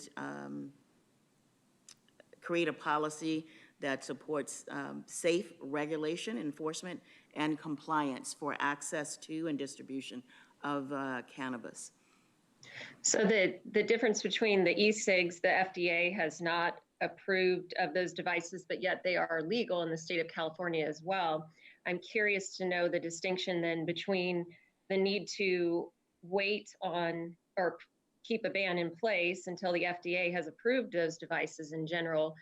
Has the FDA weighed in on marijuana? Well, the FDA has weighed in on the whole e-cigarette and vaping associated pulmonary infections, and they have increased their efforts to try to eliminate those businesses that are distributing products that can be used in vaping devices that contain THC or a cannabis, the entity that is now associated with the E-Valley. We are seeing more cases in San Diego, and well, not more, continued cases. Up through the end of, or the middle of June, we had 54 cases, and last month we had 1 death. And we continue to disseminate a monthly report on the whole E-Valley process. But to get back to your question, we continue to operate and go under the guidance from FDA. They are trying to lock down on eliminating individuals or businesses that are disseminating the product that might be tainted with cannabis. So that's where we are with the FDA. And then as far as the CDC and review of the CDC's position on marijuana, they pointed out there that the U.S. Food and Drug Administration hasn't recognized or approved marijuana plant as medicine. Is that accurate to your understanding? Well, cannabis or marijuana has potential therapeutic and medicinal properties related to multiple compounds. And actually, there was a report that was released by the American Heart Association just today. And it states that the consumption of cannabis products is obviously increasing, particularly among our youth. And the understanding of safety and efficacy of cannabis has been limited by decades of worldwide illegality and continues to be limited in the United States by ongoing classification of cannabis as a Schedule I drug. So this article supports, again, safe regulation, enforcement, and compliance. My next question, given the respiratory pandemic before us today, do you have concerns about people smoking marijuana at this time? The CDC has pointed out that it can damage your lungs and cardiovascular system. Obviously, these systems are very important in the middle of this pandemic. So are you concerned about marijuana use, smoking during and a respiratory pandemic happening at the same time? Oh, absolutely. Without the COVID pandemic going on, we would be concerned with individuals smoking product that might be contaminated, or even if it is contained legally, it's causing the infections in individuals. And we get at least one case a month. And through the middle of last June, we had 54 cases. And we've now had one death. So this continues to be a concern. We are not seeing the same number of cases as we saw from June to December last year, but the cases are still insidious and we are seeing them. So it is a continued concern from a public health perspective.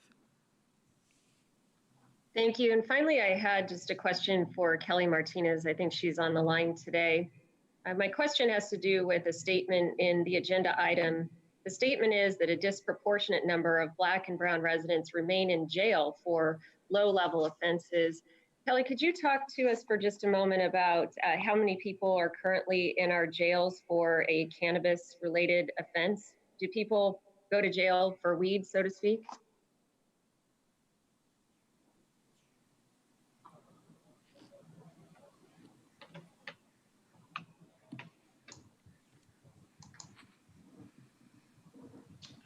I think the assistant sheriff was going to be available by Zoom. Is that? Morning, supervisors. I apologize. I was muted. Can you hear me now? Yes, go ahead. Thank you. Yes, for the calendar year 2018, we've received 30,000 people into the sheriff's custody at the jail. We currently have 11 people in our custody for marijuana-related offenses. Those are trafficking large quantities of marijuana and violent crimes attached to those. We've booked a number of 91 individuals out of those 30,000 for marijuana-related offenses like the ones that I just described. 93 different bookings. So a couple of the individuals were booked more than once. So we really have a low number of people in custody for marijuana offenses. We also have a racial breakdown of persons arrested in the region for marijuana-related offenses, at least booked into custody for marijuana-related offenses. If you'd like to hear those, I can give those as well. I'm more curious the question about, it sounds like based on the breakdown that you just gave me, you're not going just for possession of marijuana. It sounds as though you have to have a violent offense linked to that or a trafficking charge. Is that accurate? That's correct. Butane honey oil lab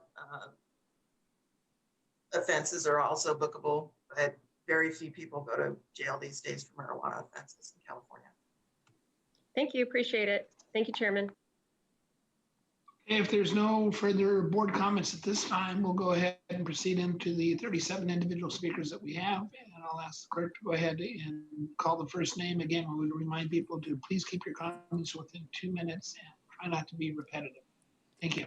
Thank you, Mr. Chairman. Also note for the record that we received 82 e-comments on this item. We'll be calling speakers by the last 4 digits of their phone number. You'll hear a notification that your call has been unmuted. Each caller will be asked to state their name for the record. And you'll hear this sound when your time is up, so please conclude your comments at that time. And I'd remind the public speakers that they should mute their TV or live video stream before they begin speaking. With that, Aaron, if you could please identify the first caller. Yes, our first caller is 0030. Hi, my name is Roger Tower, and thank you for having me on today. There's a lot of great points made already, but I think this is a very obvious case.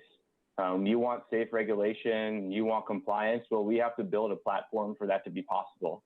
This isn't about the ethics of cannabis, whether it's right or wrong, or whether it's safe for people to use. It's about people are using it, and we need a platform for them to be able to use it.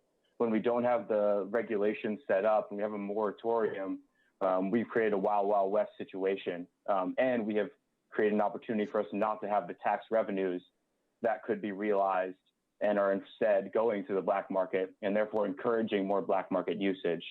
And so without these different opportunities, we've got an untested, unsafe, untaxed environment, and people don't even know where they're supposed to go. We have to admit that there is a cannabis market and that we need to have a system built and in place. Otherwise, we aren't able to create a model that works for everyone, and we find ourselves in this purgatory situation. We have to create a pathway for businesses to obtain a license. And currently in San Diego, it's very, very complicated, expensive, and takes a long time to get a license.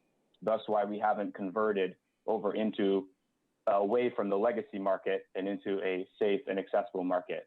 To finalize this statement, I'd like to say that there are significant revenues that we are missing out on that are going to criminals and the black market versus coming into our county and helping support the taxpayers that are very often using cannabis, especially in a situation like the coronavirus.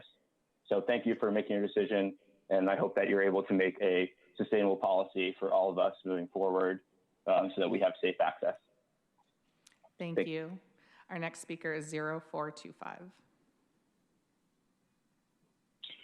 Good morning. My name is Lance Rogers. I grew up in Encinitas. I am now a resident of Imperial Beach. I support Supervisor Fletcher's proposal to legalize and regulate cannabis farming. I began my career as a criminal defense attorney. In that capacity, I witnessed firsthand the effect the war on marijuana has had in our community. For example, I remember when Dennis and Deb Little were raided in 2012. Dennis and Deb are a couple of elderly residents in Ramona growing 25 plants to treat Deb's cancer. They were both ultimately exonerated by a jury of 12, but the financial, emotional, and physical costs were significant. I tell you this story because I think it's important to not forget those experiences as we hopefully move towards a legal cannabis industry in the county. There are literally thousands of folks like the Littles throughout the state who are wrongfully accused for something that is not a crime anymore. Since representing the Littles, I've transitioned my own career as an attorney.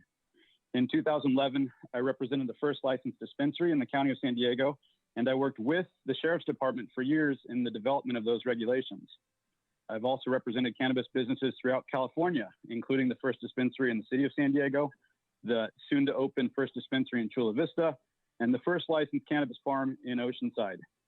These businesses employ hundreds of workers in San Diego, serve thousands of patients and consumers, and pay millions in taxes. These businesses have remained open during the COVID crisis as they are deemed essential health and agricultural businesses by the state. Despite these developments, I understand that Supervisor Gaspar continues to oppose medical cannabis in our community, as well as in my hometown of Encinitas.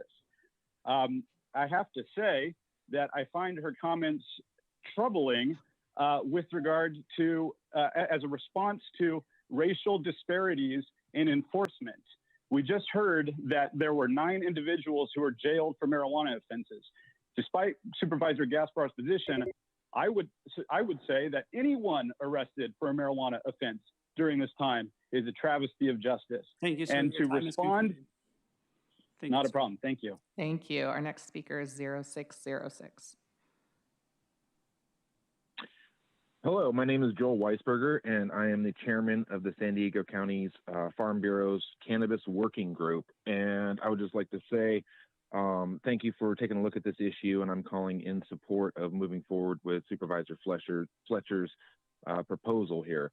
I can tell you that I worked directly with the City Council in Oceanside and their ad hoc committee over the couple years it took them to put their cannabis program together, and I can tell you for a fact it can be done safely and responsibly. And I would urge the county to take the example of cities like Oceanside, Little Mesa, and other surrounding communities, Imperial Beach and San Diego, as these communities realize the importance of having safe access to medical marijuana and having a real regulation in place. This County of San Diego actually leaves too much of an open area for the gray market or black market to continue to thrive. As these cities within the county work to snuff out the black market by keeping this ban in place and allowing these black market operators to still hide in the shadows, it undermines the efforts of the cities within the county. So again, I would like to urge the County of Supervisors to move forward on a reasonable regulation program for cannabis in the county. I would also like to add the last thing, comparing e-cigs to the cannabis, medical cannabis, is like comparing apples to anchors, honestly. Those two things don't add up. There's no medical benefits to any tobacco product, yet there's numerous peer-reviewed articles about the medical benefits to cannabis. So I think that is just a very inaccurate comparison. Thank you for your consideration today, and have a good day. Thank you. Our next speaker is 0567.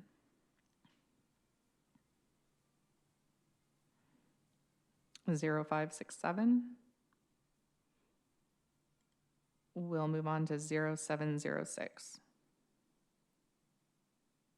Hello there. I'm Carrie Best from the San Diego chapter of Americans for Safe Access, and I'm a resident of District 4. 8 council members from 7 different cities within the county are providing positive reports. These regulations are working, and despite Gaspar's cherry picking, we all know that legal is better than illegal. Kristen Gaspar's ban led to a public safety disaster and more cruel suffering for patients, and a lot of our neighbors are taking the fallout from our legacy markets not gaining entry. Please vote yes on 17. Bad drug laws are racist. If you vote to further ban, you are putting Black and brown bodies in mortal danger. If you vote no, you are harming patients, harming neighborhoods, and your fellow regulators. Make the choice and further the harm. Please vote yes on 17. Thank you. Thank you. Our next speaker is 1533. Honorable Supervisors, my name is Laura Wilkinson. I serve on the board of the South County Economic Development Council and have leadership positions with the National Cannabis Industry Association. I'm also a mother of 4 and grandmother of 4 more, and have been a constituent in 3 of your county's districts. Some of you are even old enough to remember when I was a disc jockey at KCBQ and KPRI. My family contains naval aviators, media owners, cancer survivors, veterans, and cannabis entrepreneurs. The county is falling behind not only the state, but now the nation on cannabis commercialization. Even Oklahoma, not exactly the most liberal state, has legalized and permits over 2,200 dispensaries. So you can see this is not a partisan issue. This is an issue whose time has come. The research is compelling. 5 years now of legal adult use in Colorado, Oregon, and Washington. Crime is down. Surprisingly, teen use in those states is down, and fears of legalization have proved unwarranted. And for the record, edibles, tinctures, transdermal patches, and other methods of consumption of cannabis, it's not just smoking. These methods are common and growing with seniors and women. To continue to prohibit or severely restrict commercial cannabis in San Diego County will invite the very mischief and illegal businesses we know you as our elected representatives purport to want to prevent. These illegal businesses thrive in prohibition and they wither with legal options, and law enforcement is put at unnecessary risk. I urge you, for the veterans suffering from PTSD, for families whose children suffer from severe epilepsy, for those with chronic pain and anxiety issues, to vote in favor of this first step. I also request the clerk of the court to enter into the public record an opinion piece published by the Times of San Diego yesterday, outlining the research and academic and economic research showing huge job growth that could happen for the county. The economic impact would be tremendous and help the economy of San Diego County recover. Thank you for your time and consideration of my testimony. Thank you. Our next speaker is 1550.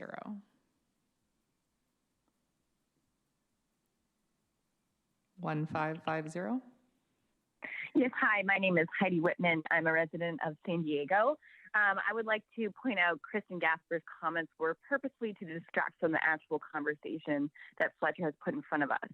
Vaping illnesses have been directly linked to unlicensed products, specifically a cutting agent, further justifying the need for regulated access in San Diego County. For the fourth straight year, San Diego County received the maximum number of liquor licenses available, 50. That is 200 liquor licenses in a 4-year period. Liquor is a mind-altering substance that causes 15% of accidents in the San Diego County. And you're saying that cannabis, which is a safe product that has never caused one overdose death in the entire country, you are going to prohibit while you are offering 200 liquor licenses in a 4-year period? That doesn't add up. Let's look at Vista. Their city has pleasantly been shocked by the amount of cannabis tax revenue that has been generated by their shops. Look to Orange County, who is now looking to open up access because of the tax benefits. Look at the regulated enforcement costs of the black market in San Diego County. What drives these black market businesses out? Legal, regulated competition. Thank you for your time. Please support agenda item 17. Thank you. Our next speaker is 1822.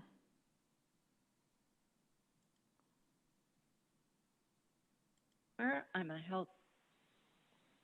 Hello, this is Peggy Walker. I'm a healthcare educator, and I'd just like to say, supervisors, that this is not the right thing to do. We don't need more pot businesses in the county, and I am troubled by the fact that the county's health officer, among so many others, are backing this drug when medical claims have not been verified by rigorous scientific study. I'd just like to say that this proposal reads like it was written by the pot industry to benefit the pot industry, and this industry is notorious for writing its own regulations disguised as public choice. But the thing is that when you as policymakers pander to the industry like this, you become an actor in their script. This proposal states, for example, that there's a healthcare crisis in unincorporated areas, but that there is absolutely no data to back up those exaggerated claims. A no vote harms no one, because the fact is that far fewer than 1% of pot users buy for medical reasons. We all know that for them, marijuana is just a click away on the internet or by phone and can be delivered anytime, anywhere in the county 24/7. That's much faster than normal pharmaceutical deliveries. Further, regardless of letters from pro-pot city councilmen, this will not eliminate the black market. People will always buy cheaper and the black market will remain. Second, somebody identified Santa Barbara earlier as an example to study or follow, but Santa Barbara, by the way, had legally permitted bad actors who were licensed but decided to sell to the black market about 1/3 of their product and avoid paying city taxes. The black market's not going away. I urge you, please vote no on this proposal. Thank you. Thank you. Our next speaker is 1904.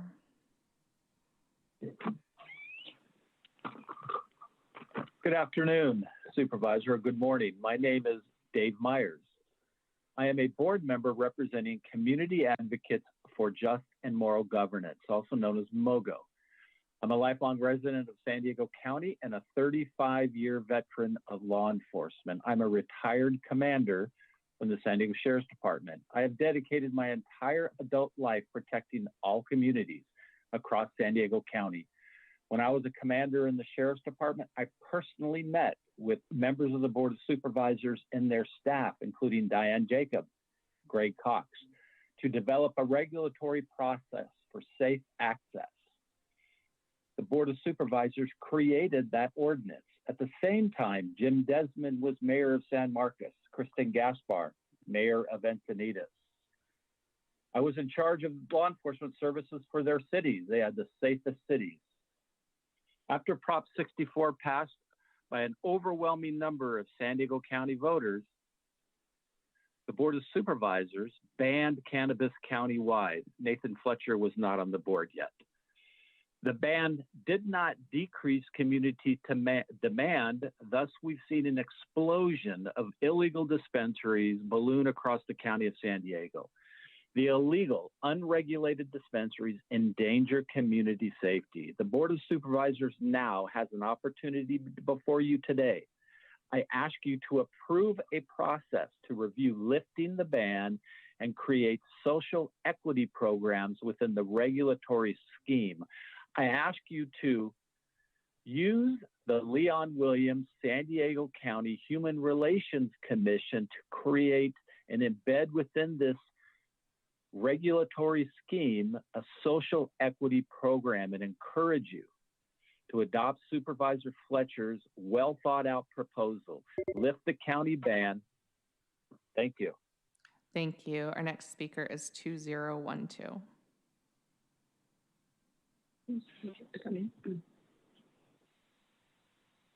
Hello, I'm calling in to urge the board to vote yes in favor of agenda item 17.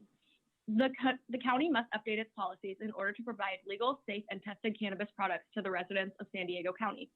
The current prohibition has forced patients and consumers to purchase their products from the illicit market, and products sold at these unlicensed locations are unregulated, untested, and untaxed.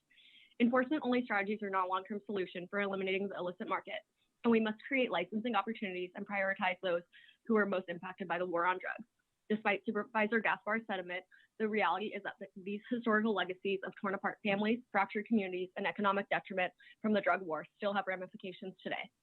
While Supervisor Gaspar tries to hide under the guise of public health, it is clear that she does not have public health or safety in mind as the illicit and unregulated market continues to thrive under her moratorium. Furthermore, legal cannabis operations serve as a pathway to generate significant tax revenue that is much needed in our current economic climate to sustain education, employment, infrastructure, and housing within the county. As a resident of San Diego County, I urge the board to vote in favor of item 17 to provide safe cannabis access, equitable economic opportunities, and the hopeful elimination of the illicit market. I yield my time. Can you state your name for the record, please? Mia Nutter. Thank you. And then our next speaker is 2153. This it's not disturbing the whole thing. Right. And that part works really well. Yeah. Good point. 2153. Would you like to speak? Crap. We'll come back to that caller. 3187. Hello, my name is Armand King. I am the COO and co-founder of a local nonprofit organization, Paving Great Futures, also in major support of Nathan Fletcher's proposal. And you've heard a lot of data today and already, so let me just speak more on the social equity piece. Social equity is a form of reparation. It is a form of helping rebuild communities of color that were destroyed during the war on drugs. I was born in the 80s. I lived through a horrible epidemic to where my community was ravaged by law enforcement, also by drugs.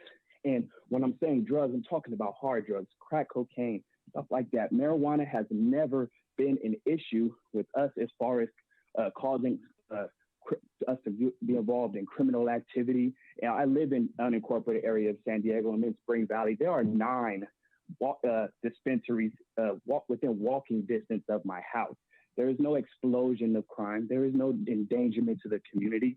What this is, by you not voting for this, by not having a yes vote and having a no vote, what you are saying yes to, what you are saying no to, you are saying no to economic development of Black people.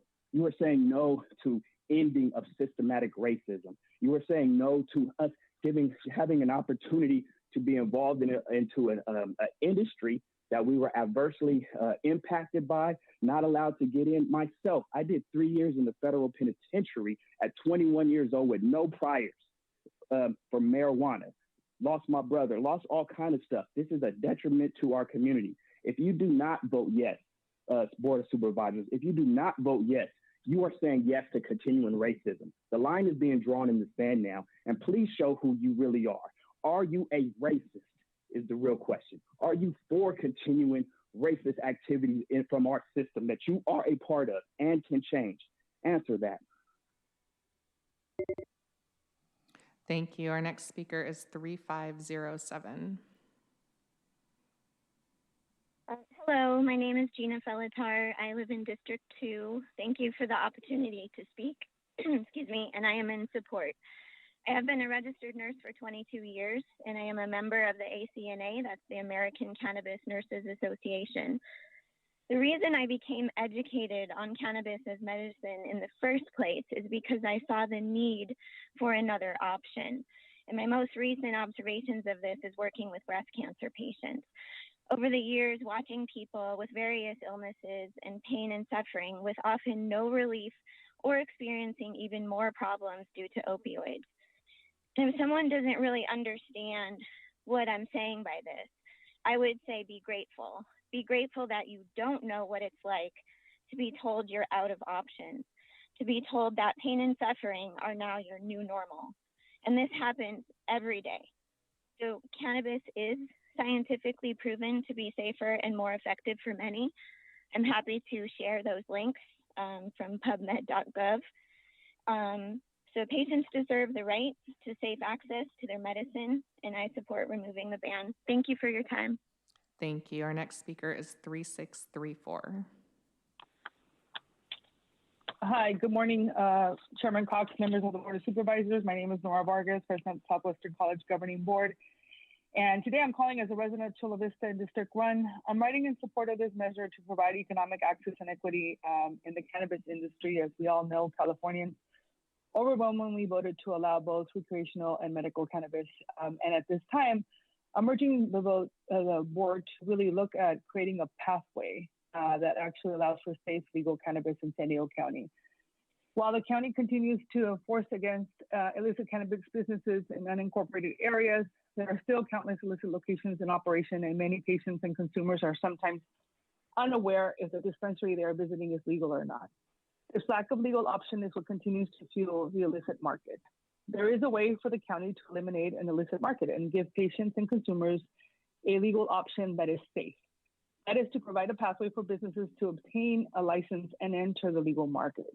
We have an opportunity as a county to lead by creating a social equity program that can also provide ownership, employment, education, and reinvestment into communities that have been for many years disproportionately impacted by the war on drugs. There are also significant revenues that we can generate for this industry and can potentially fill the county's budget shortfalls forecasted for this pandemic, as we will create much needed economic opportunities for many of our residents. I am urging the board to vote yes on this issue, and thank you for the opportunity. Thank you. Our next speaker is 3800. My name is Barbara Gordon. I am the adult advisor for County Office of Education Friday Night Live Hispanic Youth Group. The youth want you to know they are very disappointed that the board would consider allowing marijuana businesses in the county. As you talk about supporting youth engagement with the idea that no policy or decision that affects the population is made without direct input of that population, the youth want you to know they are working hard to change the perception among their peers that marijuana is harmless. They want you to know that they recognize marijuana is a problem in their community. Please do not undermine their efforts.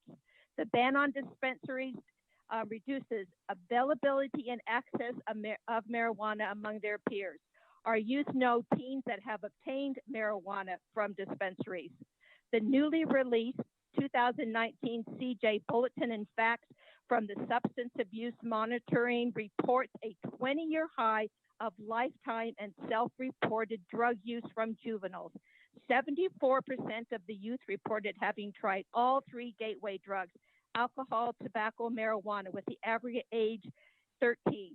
Marijuana remains the drug of choice for our youth, with 57% testing positive. 76% of those youth reported vaping flavoring nicotine. 73 were vaping marijuana. It's disappointing some of our leaders are doing the bidding for the pot industry. Please vote no on 17. Continue to prohibit dispensaries. Thank you. Thank you. Our next caller is 4592. Or this is actually 4630. Hi, I'm Colleen Cusack. I've been a criminal defense attorney in San Diego for almost 3 decades and witnessed firsthand the disastrous effects of our war on drugs. I design curriculum, teach undergraduate and law classes, and as an epileptic, rely on the medicinal benefits of cannabis to help regulate my neurological activity. As a defense attorney and mother, I'm heartened by the increased use of legal cannabis. There has never been an overdose from marijuana, yet many in our community have died from the overuse of alcohol. The legalization of marijuana has also led to a reduction of opioid addiction. Alcohol causes drivers to respond impulsively and run red lights. In contrast, marijuana users would remain stopped at a stop sign waiting for it to turn green. If my clients had consumed marijuana and not alcohol, I'd have significantly fewer clients over the years. The county should want this outcome, Kristen Gaspar's racist position notwithstanding. As a defense attorney, I've needed expert witnesses in my narcotics cases. I often relied on persons who the state had convicted of drug crimes to testify as experts. After all, how could the state dispute their qualifications, having previously conceded their role and knowledge in the industry?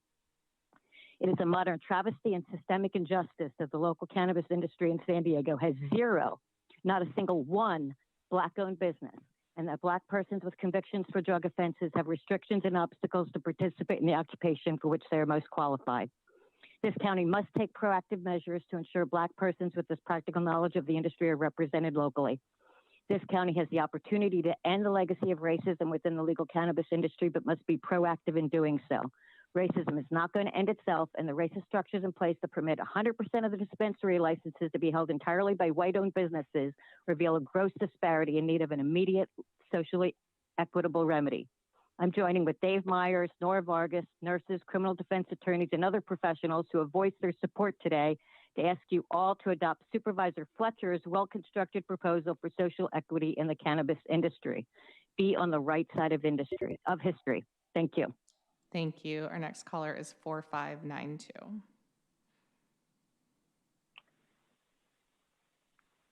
Good morning. My name is Kathleen Liffett. As a public health practitioner asserting that an unsubstantiated potential loss of access to artisanal marijuana, a public health crisis, irresponsible, and with a 20% failure rate of safety even from permitted marijuana dispensaries, it cannot be said to be safe. Why would a politician oppose tobacco but advocate for the pseudoscience of marijuana use that conflates a prescription drug like Epidiolex with artisanal marijuana? Most likely industry influence. It makes no sense to express concern for the environmental hazards of tobacco products while failing to recognize the environmental hazards of marijuana grows, manufacturing, and consumer discarded devices. Juveniles are as likely to smoke or consume marijuana and more likely to dab and vape than adults. With over 431,000 youth under 21 in San Diego County, the proposal should not be calling for an increase in production, access, availability, or use, but to increase resources to prevent underage marijuana use. Marijuana has not qualified as a remedy or treatment of anxiety or chronic pain. Research-based reports show that it increases anxiety, does not reduce chronic pain. It compromises the immune system, making it unlikely immune enhancement. The marijuana industry, like the tobacco industry, depends and profits from the youth market. They have no intention of keeping their products away from them. Facilitating marijuana access is about industry influence, not medical necessity. Thank you. Thank you. Our next speaker is 5280. Good morning, Supervisors. My name is Austin Fagan. I'm a disabled combat veteran of the United States Marine Corps and CEO of Purpose First Cannabis. I was honorably discharged in 2016 and moved to California to treat my wounds suffered from overseas. I've chosen to use cannabis as an alternate medicine versus the dangerous drugs pushed by the VA. Cannabis has both healed my body and my spirit and thousands of other veterans. As a social equity applicant, we have the opportunity to service our San Diego County veterans with free, high-quality medicine through a donation-based compassion program. A compassion program we won't be able to implement if we aren't granted an opportunity to obtain a license in an appropriately zoned location. We have the opportunity to be the leading example of how social equity programs can benefit the community, county, and state. San Diego is proudly hosting the nation's largest veteran community. We have the opportunity to be the trailblazer in the country for providing the option for natural alternative medication. Increasing the accessibility to legal cannabis will increase tax revenue for the county while naturally killing the illicit market. Residents are more apt to buy legal cannabis when there's more options available to them. Last statistic, 22 veterans a day die from suicide, mostly caused from opioids. We can drastically reduce this number while increasing county tax revenue from the transition illicit market users. We can only reduce the statistic if there are more licensee opportunities or more locations options available to the licensee. Let's work together to improve our communities, people, and the earth. The choice is up to you. I know y'all will do the right thing for your community and fellow patriots and act in favor of item number 17. Looking forward to seeing you, ladies and gentlemen, soon. Stay healthy. Rock. Thank you. Our next speaker is 5386.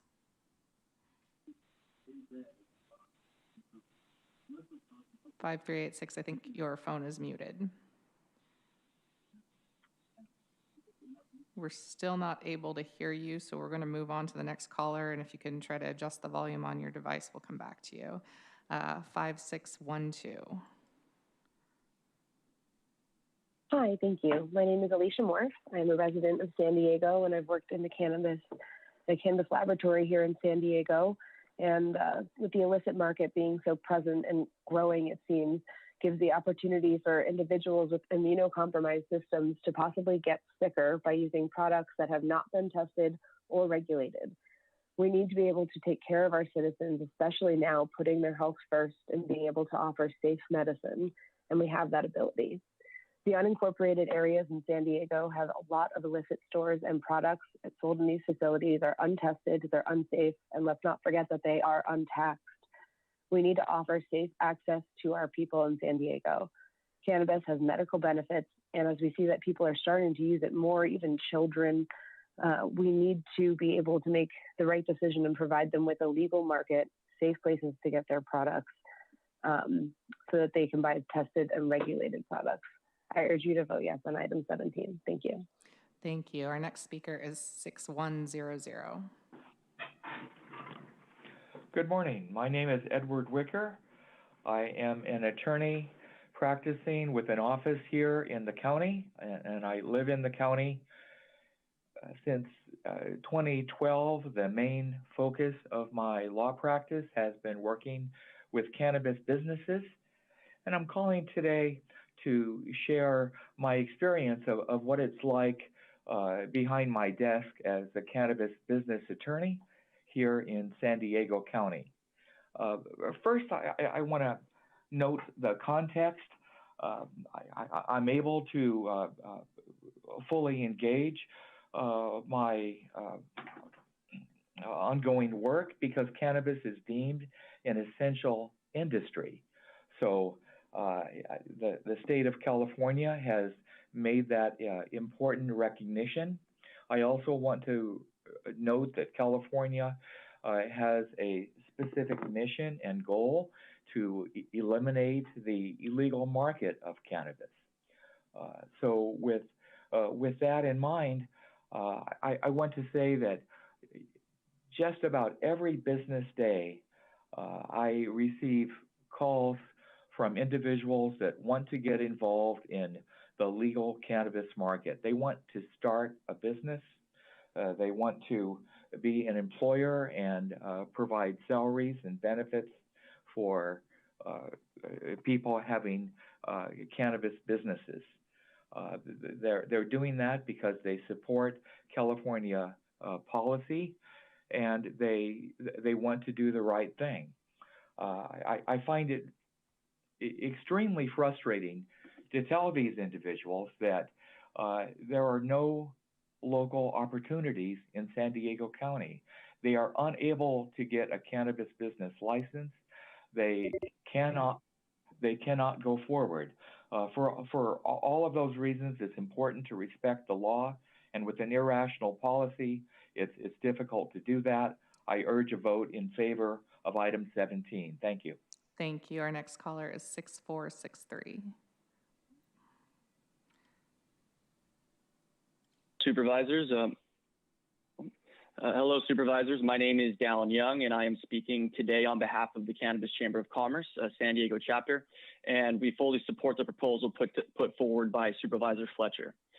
For decades, and even after the Compassionate Use Act passed in 1996, California and our local governments have spent countless billions of dollars enforcing against cannabis access, on the incarceration of individuals found in possession of cannabis, and on indoctrinating generations that this plant and those who use it deserve their horrific treatments.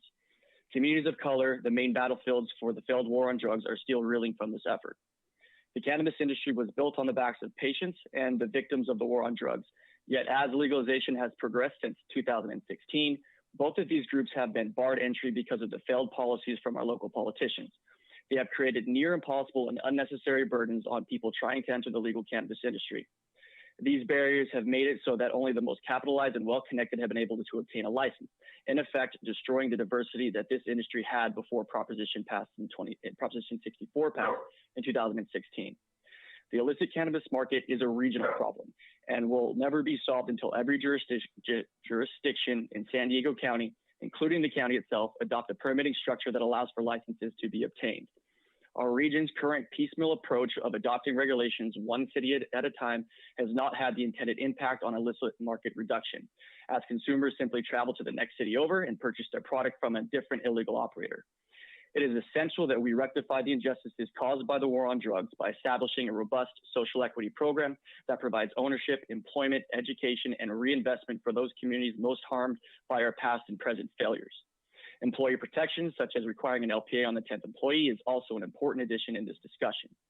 This industry is still in its infancy, and we have the ability to redirect the potential revenues towards rebuilding our communities. Therefore, we urge the supervisors to vote yes on this proposal so that the industry and our communities can move forward in a just way. Thank you for your time. Thank you. Our next speaker is 6598. Good morning, Board of Supervisors. This is Judy Strang. I'm hoping that we're not misled about the comments regarding Proposition 64. That was about personal use and cultivation. It was not about commercialization of marijuana that Proposal 17 is bringing to us, which I oppose, and those who work with parents and families oppose. What it was about was legalizing something that was harmful, and that doesn't remove the harm. It just changes the legal consequences for those who promote, produce, or in other ways profit financially from this now legalized substance or activity. And this is done without little or no regard for the negative impact on individuals or society at large. It's a myth to say that there's no access. It's a snap away, and everyone above the age of 12 would know how to seek access. And the concept that the Bureau of Cannabis Control in Sacramento has the capacity to oversee the products that come into pot shops is a dream at this point. I think it's also important to remember that for those of us who live in areas where the cities all have bans in place, and the region I live in, the San Diego region, Del Mar, Solana Beach, Encinitas, Carlsbad, all have bans. Just to our eastern border is a huge swath of unincorporated land. And it has been wonderful to have the county's ban in place so that we have a coordination across that area of the same laws. It's a help to families, it's a help to businesses, and it's certainly a help to the law enforcement agencies that are there. I think it's also important to remember that when you speak to the parent leaders in the disadvantaged communities, ask for marijuana storefronts for their communities. Thank you. Thank you. Our next speaker is 7234. Good morning. My name is Terry Ann Skelly. I'm a parent of 3 young men. I live and work in San Diego doing public health education, primarily with youth.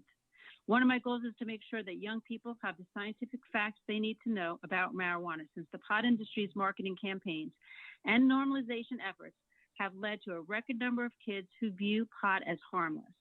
The U.S. Surgeon General, Jerome Adams, states that marijuana today is much stronger than the previous versions. His report says that concentrates using waxes, dabs, vapes, pens, and edibles can contain more than 75% of THC. This report also states that the risk of physical dependence, addiction, and other negative consequences increases with exposure to high concentrates of THC. Higher doses of THC are more likely to produce anxiety, agitation, paranoia, and psychosis. Frequent use during youth adolescence is associated with changes in the areas of the brain involved in attention, memory, decision-making, and motivation. Chronic use is linked to declines in IQ, school performance that jeopardizes professional and social achievements and life satisfaction. Regular use of marijuana in adolescence is linked to increased rates of school absence and dropout, as well as suicide attempts. Marijuana use is also linked to risk for early onset psychotic disorders, such as schizophrenia. The risk disorders increase with the frequency of use, potency, and the age at first use. I would like to respectfully recommend that as decision makers and responsible adults, you continue to ban the sale of all marijuana products and keep our children safe. Thank you. Thank you. Our next speaker is 7480. Hello, Supervisors. Scott Chipman, San Diegans for Safe Neighborhoods. The Hippocratic Oath states, first, do no harm. That's a good goal for the county responsible for public health and safety.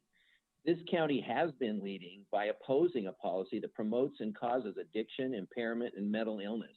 80% of cities in California have used their land use option to block commercial marijuana drug dealing.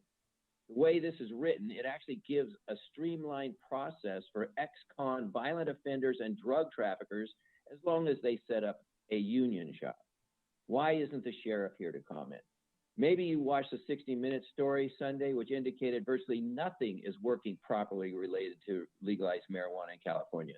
The black market is much larger than it's ever been before, and law enforcement doesn't have the resources to address the black market as it is. Adding more stores and advertising just promotes this drug to more people, and it creates a bigger market. Where are the messages on the harms of marijuana? This county should be sending message after message after message about the harms of marijuana. We need a complete re-education program on marijuana. Marijuana is not effective for anxiety. The Center for Anxiety and Mood Disorders gives 6 warnings, including increased suicidality. Marijuana users actually need more pain meds after surgery than non-users because their bodies get adjusted to the drug itself. 14% more fentanyl, 19.5% more midazolam, 220% more propofol. Marijuana use increases ER visits at a time our hospitals are already overwhelmed. FBI data last year shows that marijuana arrests actually increased, and they increased more in areas that have legalized marijuana, because we're not making everything legal just because we call some things legal. Well, thank you very much. Thank you. Our next speaker is 7613. Good morning. My name is Becky Rapp. I'm a mother to 3 teenagers and a youth group mentor. Supervisor Fletcher's proposal creating access to marijuana industry causes great concern. The proposal states that recreational marijuana is necessary for healthcare needs. I would strongly disagree with this statement. Have we been so quick to forget that we are in the midst of a pandemic and forgotten what is deemed necessary? Recreational marijuana is recreational. There are no proven health claims that marijuana is beneficial to our health in any way. What has been proven is that marijuana can cause mental health issues.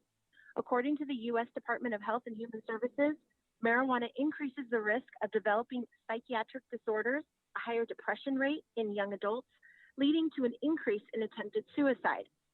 In fact, youth who use marijuana before the age of 17 are 3.5 times more likely to attempt suicide.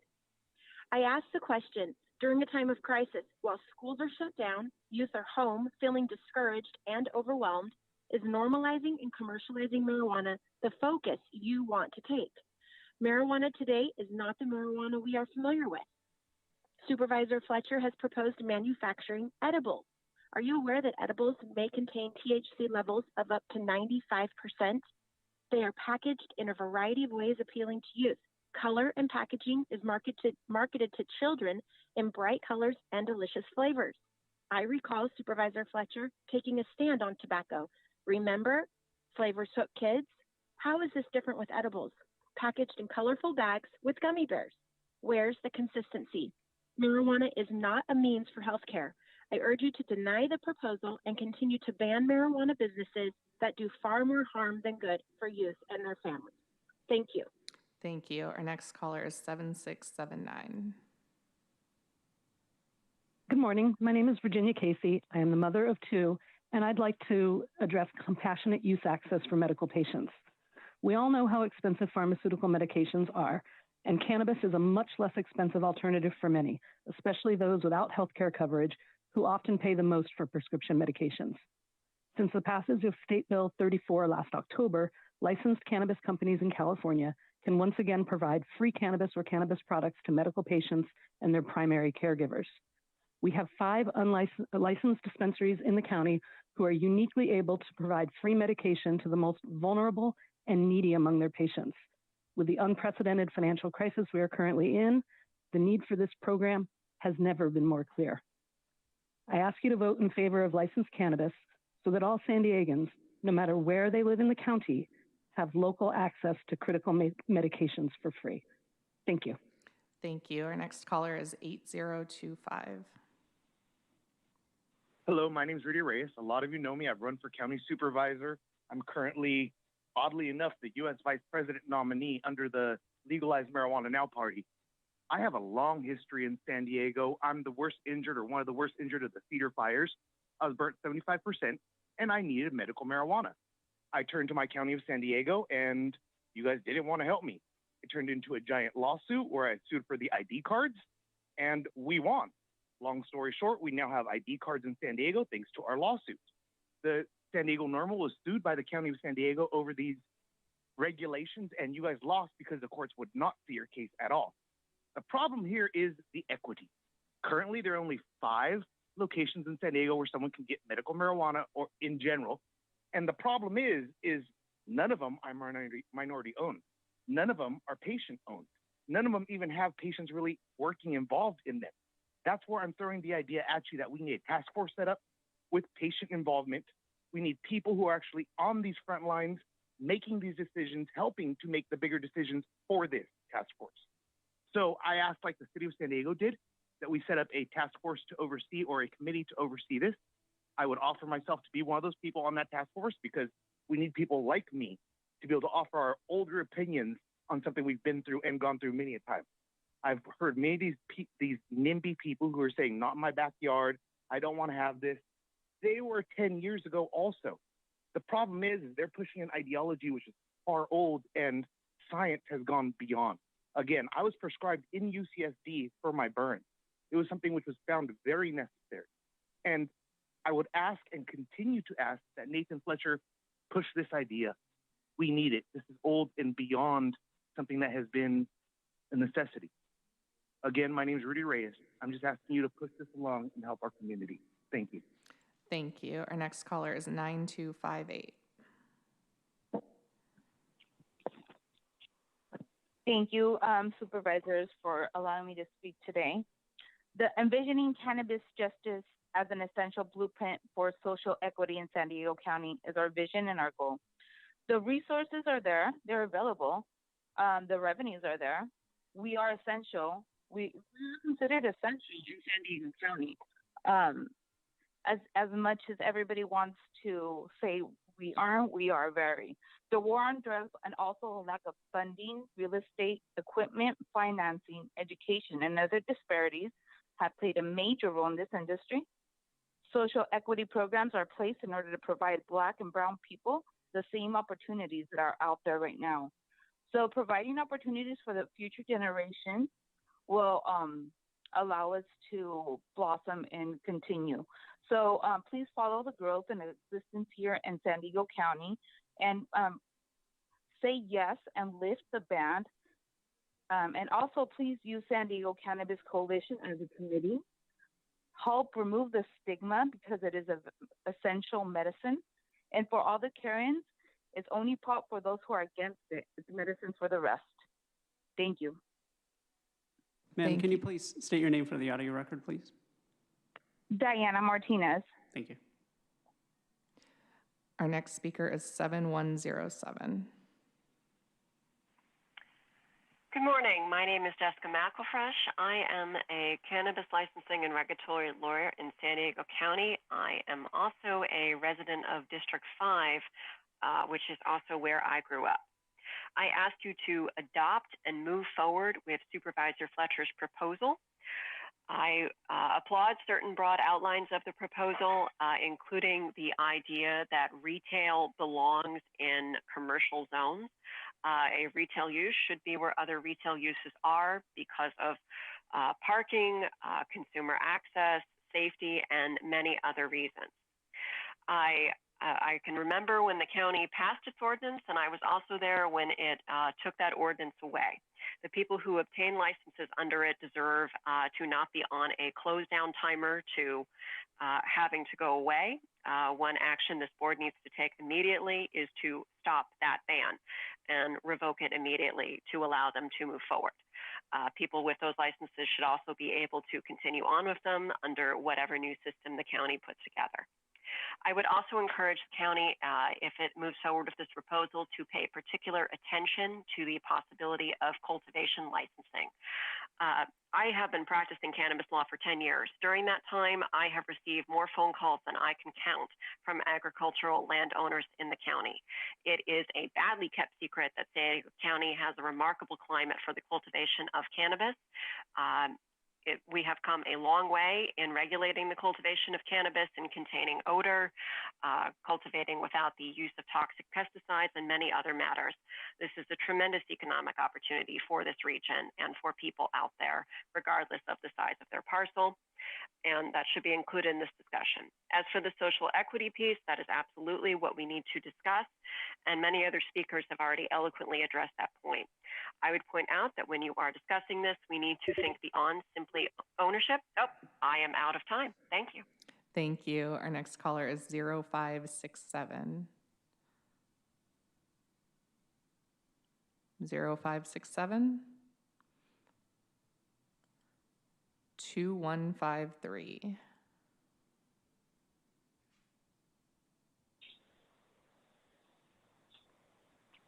2153. Your device is still muted. Hello, this is Kelly McCormick. I'm a parent and public health educator.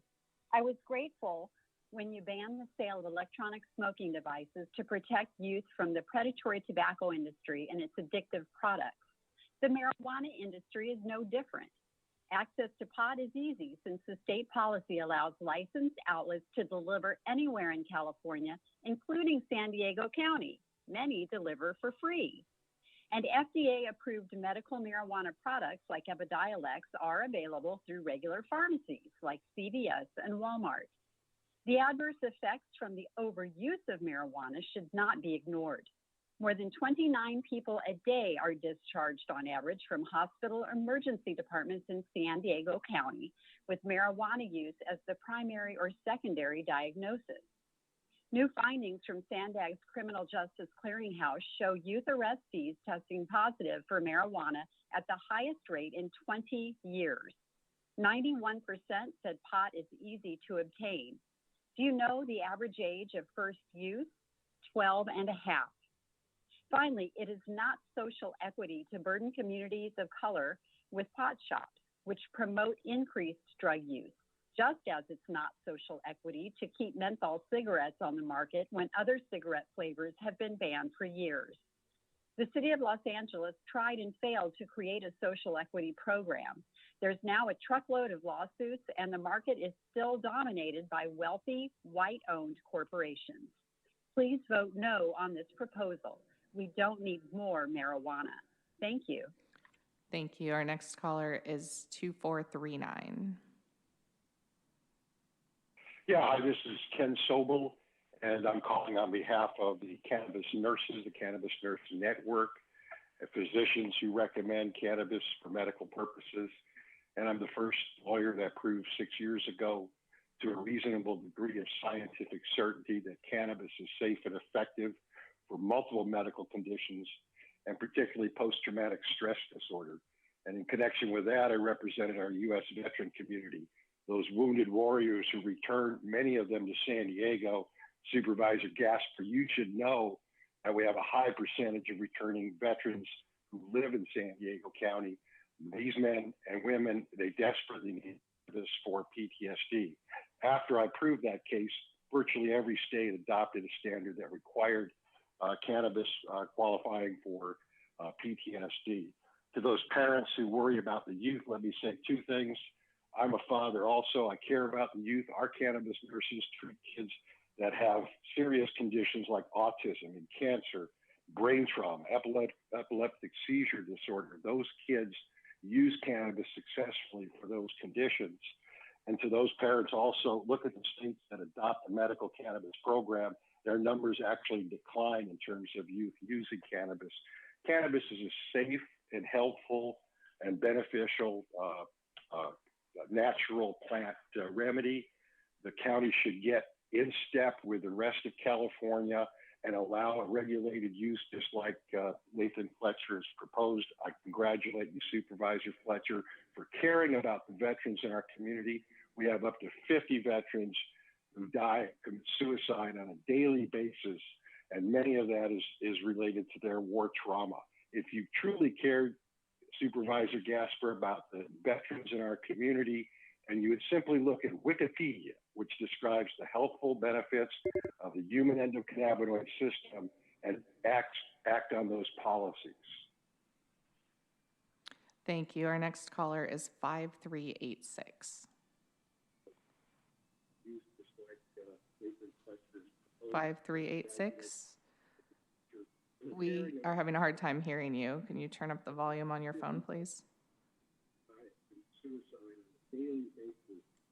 We will move on to 2937. Please state your first and last name for the audio record when you begin.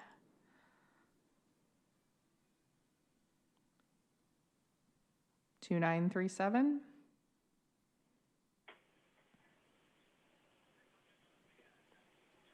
Looks like you also have your volume muted. We'll come back to you. 5135. My name is Maribel Sanchez. I vote yes.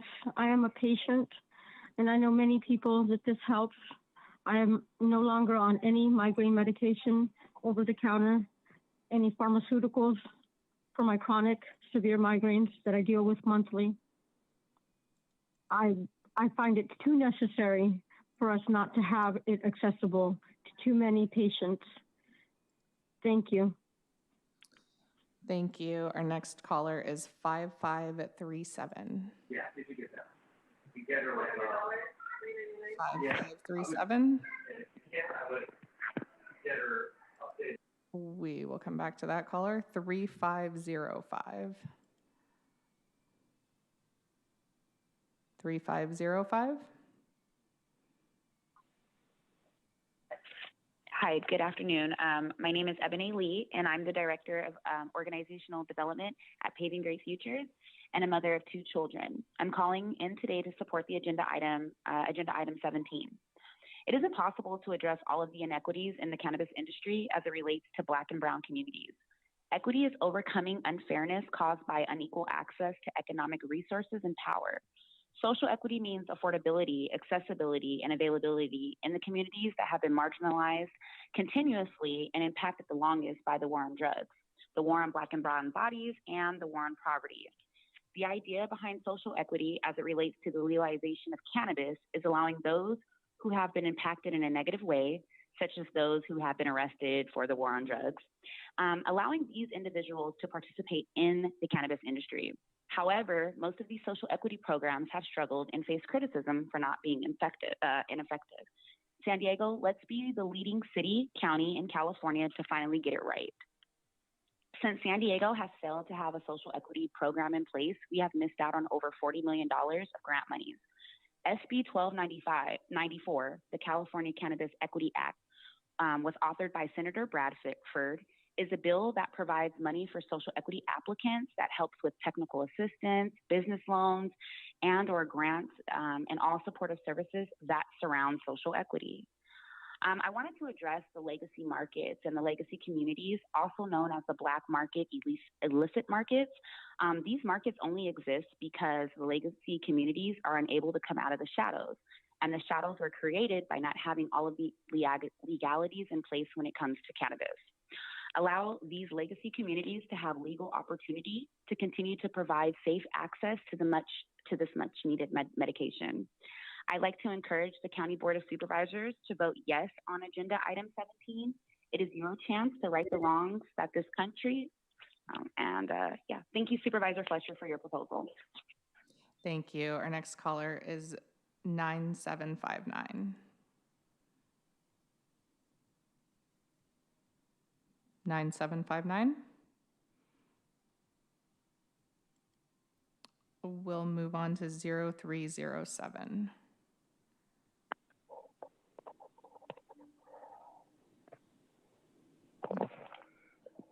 0307, you appear to be muted on your end.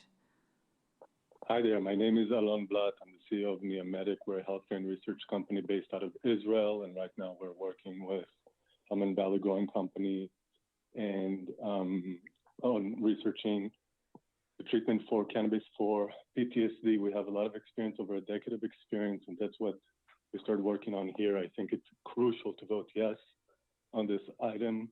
While we do need to take into account teen use, by regulating the market with social equity, we're going to be able to reallocate some of the stuff to prevent teen use, but we can't ignore the medical benefits that cannabis has been shown to have for over a decade, at least for our own experience. And therefore, I would encourage everybody to think about the people that need it, such as seniors, veterans, and so many other people that have such a easy access right now to opiates and alcohol and other much more dangerous things. We published a study about 6 months ago with seniors that showed that over 50% of patients stopped using opiates.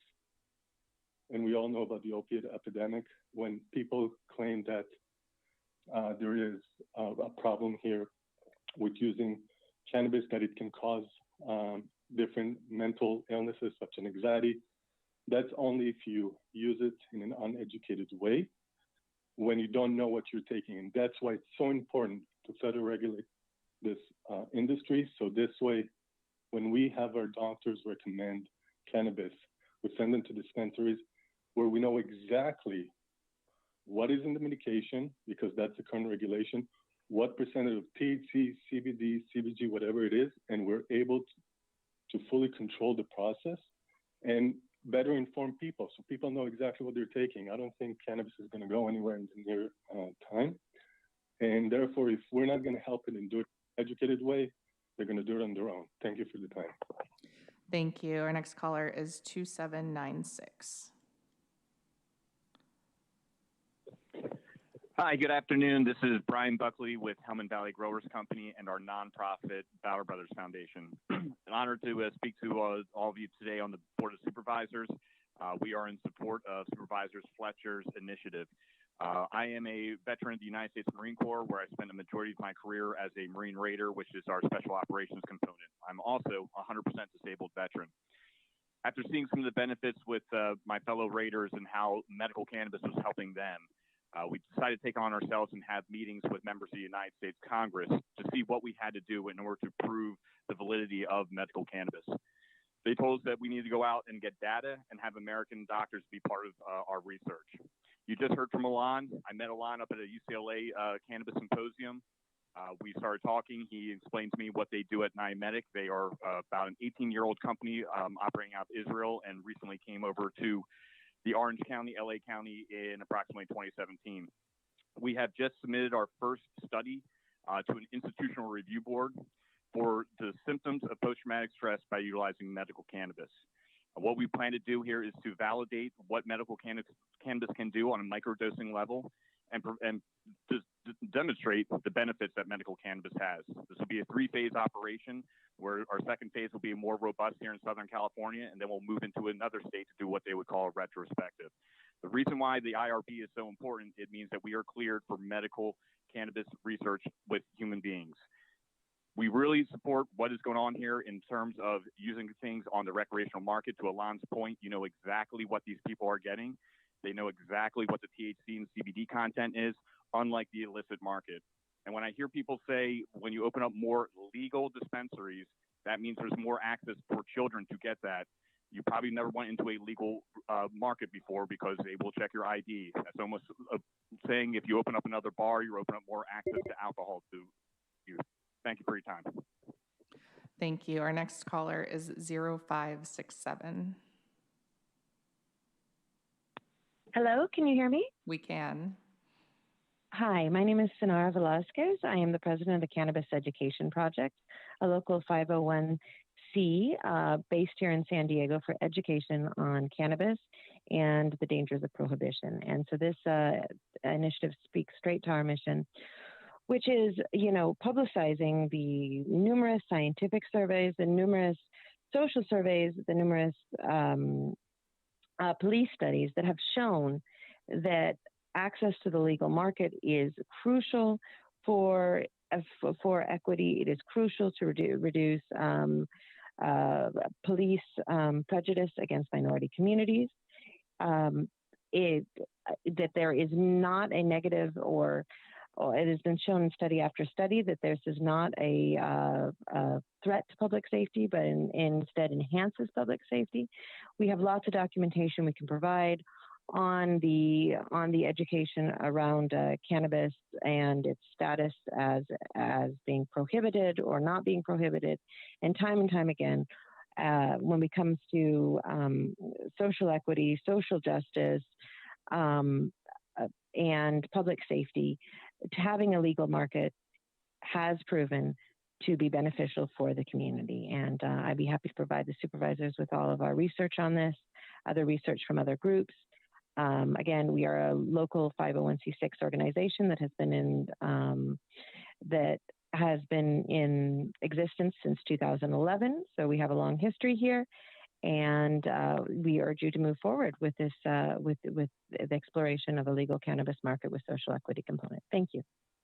Thank you. And that concludes public testimony on this item. Chairman Cox.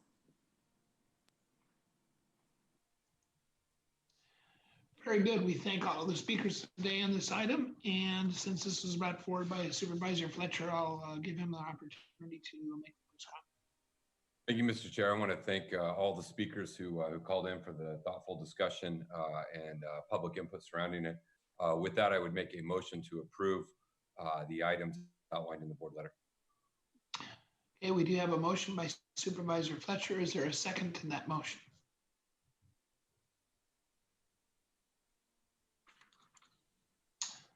That motion dies for lack of a second. That completes our agenda items before the board today. We still do have a couple of carryover items for closed session.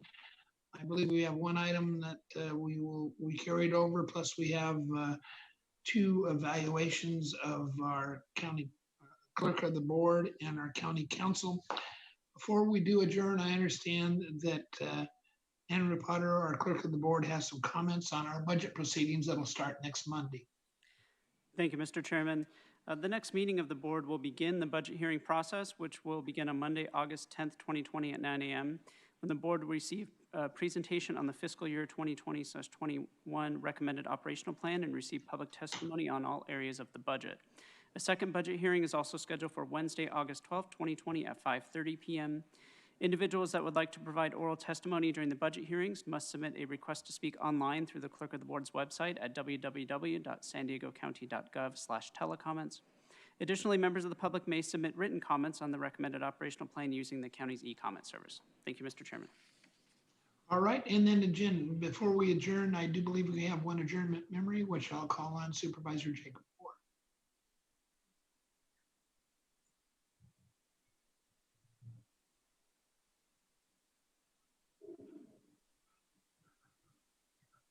I think you're still muted. Thank you, Mr. Chairman.